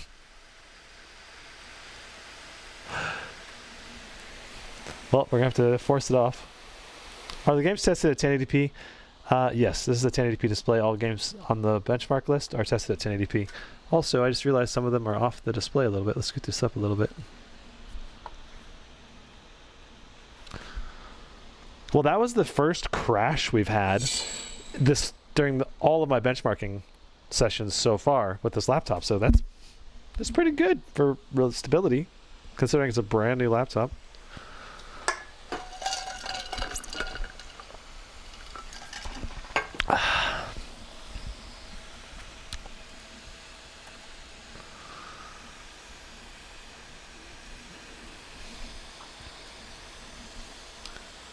How big of an upgrade would this be coming from a 77HQ and 1070 Max Q? It'd be a big upgrade probably from that. Probably like double the performance, or like, depends a lot on the game. Obviously you'd be able to do a lot more things too. Like you'd be able to do, you know, you'd go from not being able to do RTX titles to being able to do RTX, and you'd be able to do DLSS, which can be huge performance gains in games like Cyberpunk. Also, why did I log into that if we're doing Cinebench? I don't even need to log into any of these services. There you go. Let's go open up Cinebench. I have an i7 9750H and 2070 Max Q. Should I upgrade? That's where I'm like, it's not as worth it if you already have an RTX card. But it's definitely a good upgrade from a 2070 Max Q, without a doubt. but it's like it's probably in the ballpark of like 30-40%. I don't know if that's worth it for you. Like if you have a lot of money, maybe it's worth it. If you're like on a budget, maybe it's not. That's a very individual call. Plus you get a lot of other things on this machine, like the crazy battery life, the 300 hertz display, the keyboard, the crazy LEDs, you know, like there's a lot of other things besides just pure performance to consider when deciding whether you should upgrade. Okay, so we gotta not do real-time priority for this app. It crashed it.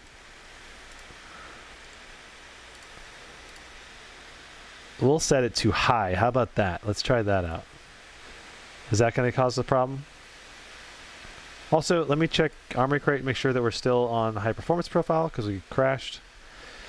We are indeed. So here's the. So for those of you that didn't see this earlier, this is the Armory Crate software where you can do your fan profiles down here, on the bottom left, silent, performance, turbo, manual, and then inside of the manual you can set what you want for the power limits for the CPU, and then you've got your basic overclock. These are just the out-of-the-box overclocks that they include with the system. 100 megahertz on the GPU and 120 on the memory. This is just out-of-the-box highest performance profile. That's the way I test all of every laptop I do. Whatever the highest settings are that come default. So I'm not tweaking this or upgrading it, though you could probably overclock this a little more. The reason why they include those basic overclocks is that the manufacturer is confident that it'll be stable on basically every system. So that's why they include those overclocks.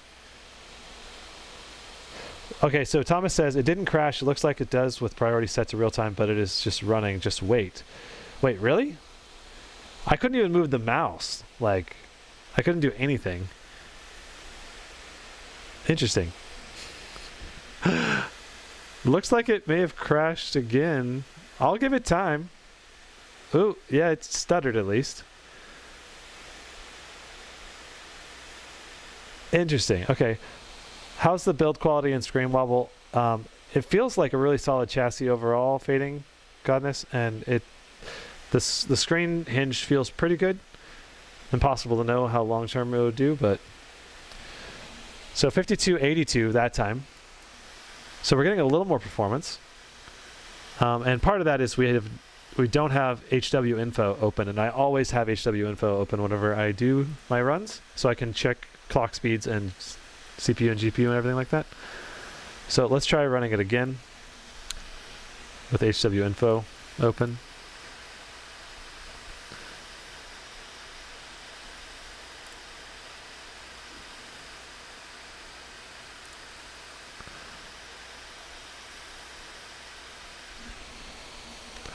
How big of an upgrade would this be coming from a Core i5 6200U and integrated graphics? Yeah, that'd be a pretty big upgrade.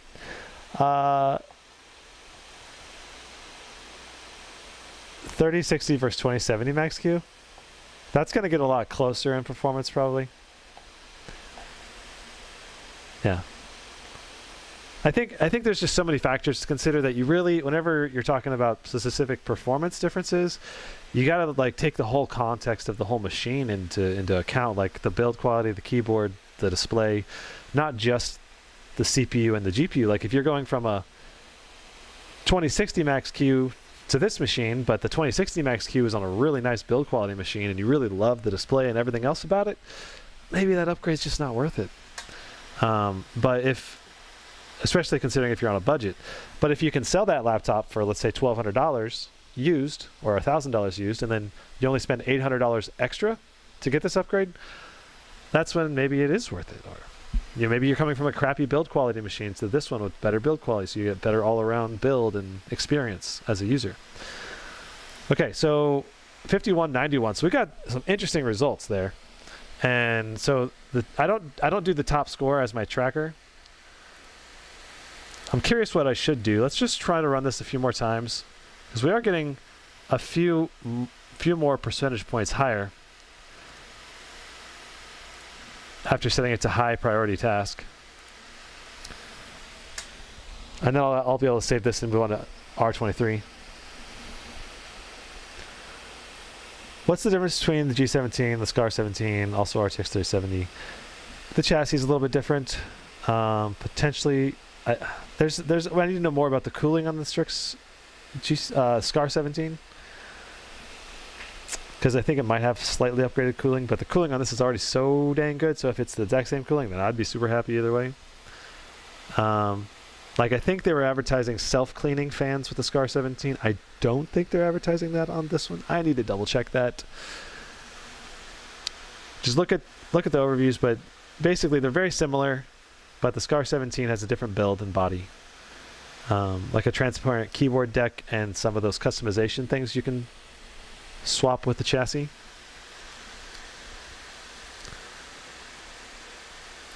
$52.39. We're getting a little higher cores after the restart.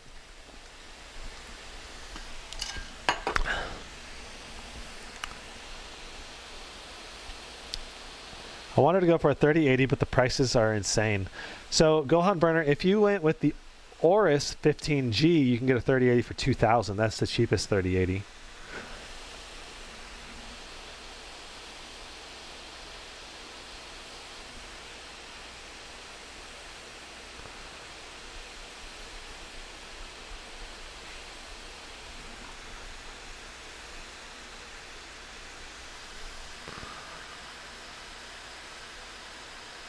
So remember, basically 4.09 gigahertz on all these cores right here.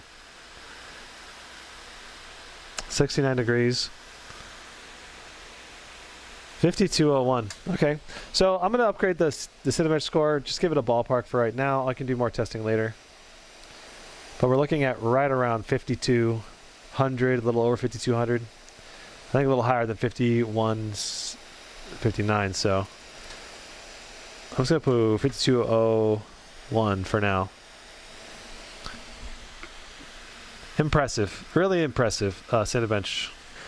Okay, R23, and then I'm calling it for the stream today. I was gonna do Aorus versus this one, but I'm running out of talking energy. And I still want to start working on prepping the review for this laptop too.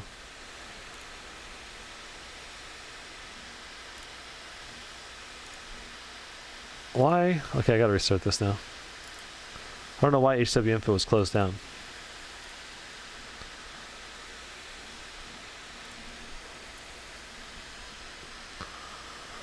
Okay.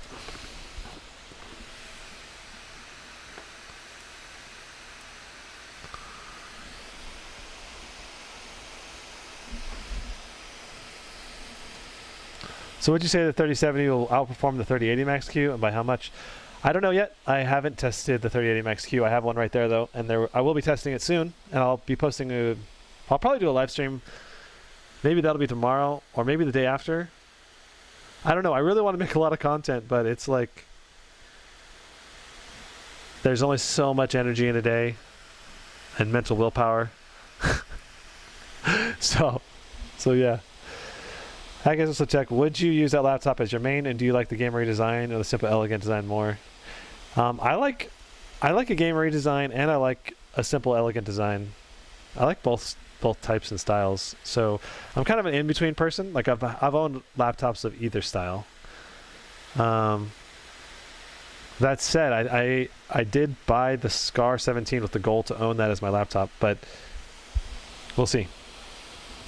3 live streams back to back. Thanks for the sub, poop, lol.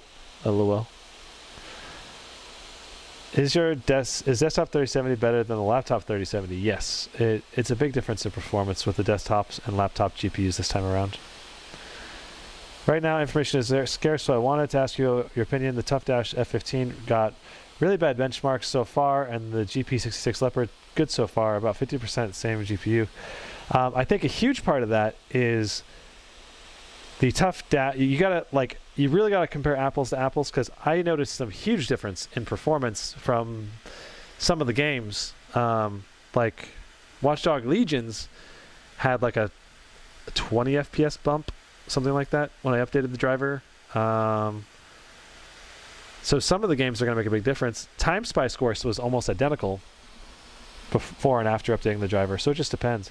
So any kind of numbers that you're comparing between the Tough Dash and the GP Leopard, you want to make sure they're on the latest drivers, the games are all up to date, that they're being ran with like both chassis on max fan, or at least the highest performance mode possible, because if you compare like the Tough Dash on default mode versus the GP Leopard on overclock turbo mode or whatever, you know, it's going to be a big difference in performance. Or a bigger difference than you would think, or at least be led to believe. So you just want to make sure that the testing methodology is the same across the benchmarks, and that's a huge problem with like user ran benchmarks. So you just don't know how the benchmark was ran. And if any of you guys are curious on how I run my benchmarks, I'm doing it now live right here for you guys. But then also, if you guys want to know more about it, I have a whole video about how I do my benchmarks. I just released it a couple days ago. So if you check my channel, you can see what I do. Where can we buy this beast? Earlier today, BH Photo was taking orders for this laptop. There may be some other boutique retailers that also sell the laptop. This laptop, any website that comes in sale, I believe it's going to sell out very quickly. So you're going to have to, if you want to get this thing, you'll have to camp and watch for it, and then order it as soon as you can. Am I going to check out the new Alienware M17R4? I'd like to, Mirage. But it's a matter of getting Alienware to send me one. Because I don't think that's going to be a super popular laptop that it's worth me buying it outright just to review and then reselling it. So, yeah. So, but I don't know. We'll see. I'd like to review it if I can. But if I do review it, it'll probably be in the coming months. I'd probably focus on reviewing it if Intel chips get a refresh and I can get a new version of it with the new Intel chips. Gizmo Slip Tech BODO says, can I assume it is a Max P or Max Q looking at the power supply? Because some come with 180, 230. TDP is not enclosed in the spec sheet. I'm waiting for the... So if you're trying to investigate what the TDP is, you can check my list, and I try to provide the TDP whenever possible in my spreadsheet list. And it's a link in the video description of the live stream. So you can check that out. And if it's not listed, it looks like you're looking for the Nitro 5. It's hard to know. You know, so with Acer Nitro 5, it's like, unless Acer makes it public in their specs sheet or whatever, we won't know whether it's Max Q or Max P in the chassis. And you can't even base it on the previous gens, because like MSI changed a lot of their laptops that were Max Q to being Max P this year. So is this laptop faster than a 2060 99K desktop? This is probably, I think it's going to be faster. Pretty sure it'd be faster than that, or at least very close, if not. Depends a lot what you're doing too. Gizmo, when the games were running, why was it slow? You'd have to be more specific. Did you buy the Scar 173080? I just ordered mine at B&H today. Did Asus sneak you the release dates? No, I did not. I occasionally get people to email me that notify me that something has been added to the store, but I'm also checking the stores every day, like at least twice a day. So I'm trying to monitor the stock, like camp everything, so that I can basically keep my list updated with the most available information. But today I've been really busy with the live stream, so I haven't been able to update it. Well, update it again later tonight. I want to see the Alienware with Ryzen chips. Do you think that'll happen? No clue. I do not know. I've not gotten any information, but I think a lot of manufacturers right now are like, we want to use Ryzen. We want to provide a Ryzen option, but there's just a shortage of Ryzen, so they're going with Intel just so they have a product to sell with a RTX 3000 GPU. There are 28 variants of the 30 series laptop, apparently. The Best Buy G15 Zephyrus is now Notify Me? Really? It already sold out that quick? It was only like, what, an hour and a half ago? Something like that, that I posted the link to that on the spreadsheet. So That sold out quick. What stores do I look at for the gaming laptops? So I check all of the main retail outlets several times a day. I don't check all of the individual boutique outlets, but I do have them linked in my description. So you can check those out, see if the stock goes in and out on those as well on your own. If the main outlets are sold out. I just don't have time to check every single website on the internet constantly. So I just focus on the big retailers. Plus, those are the retailers that have affiliates, so I don't get any benefit from I don't get any support, financial support from any of the boutique retailers for selling through them, and that's okay. I still want to provide links to them, though, for you guys on the sheet, so that's why I have a bunch of them in the list still, to provide as much diversity as I can. King Carl says, I got a desktop with the 3080 and 10750H ordered today. That's not a desktop, though, because the 10750H is a laptop CPU. Will be good for 1440p. If you got a desktop 3070, that'll be a really good GPU for 1440p, sure. You think Asus will make a special 16-inch version like Lenovo? I don't know. Miners figured out the RTX 3060M is good at mining. Interesting. I wonder if they're going to buy laptops just to mine. I doubt it.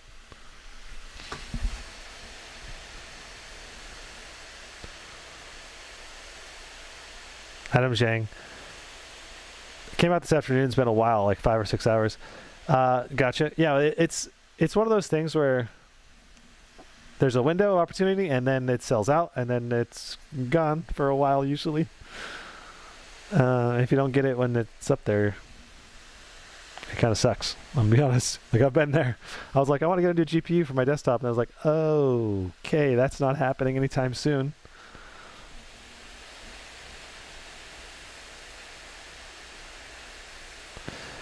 $3080 Asus Tough A15 opinion. I'm reserving opinion until I can read more reviews on it, or at least get my hands on it. Because I haven't heard anything about the Tough thermal for the 2021 model. It's supposed to be improved, though.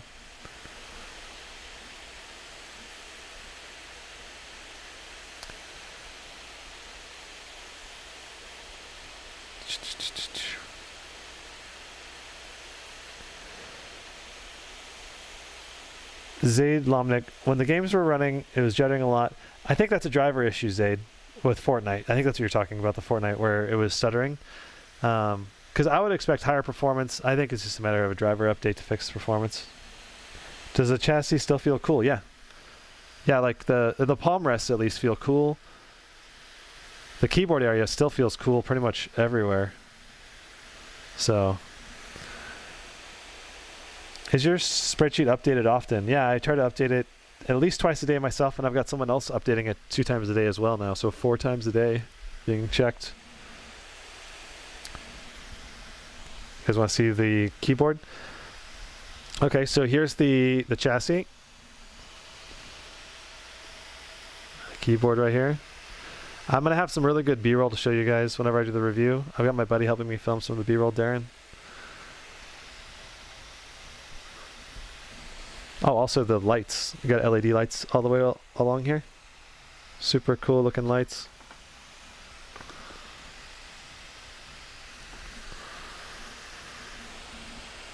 Okay.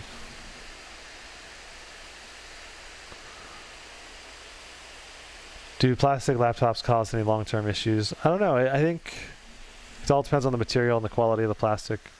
Okay, Cinebench R23. We got 13,466 points. And I'm not even sure if that's amazing or bad. I can go ahead and try to compare that real quick with the with my Razer Blade.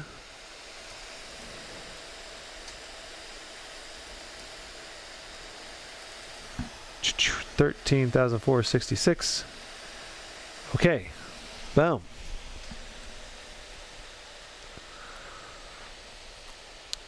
I'm looking up what my Razer Blade got, and so this is what the 108-750H.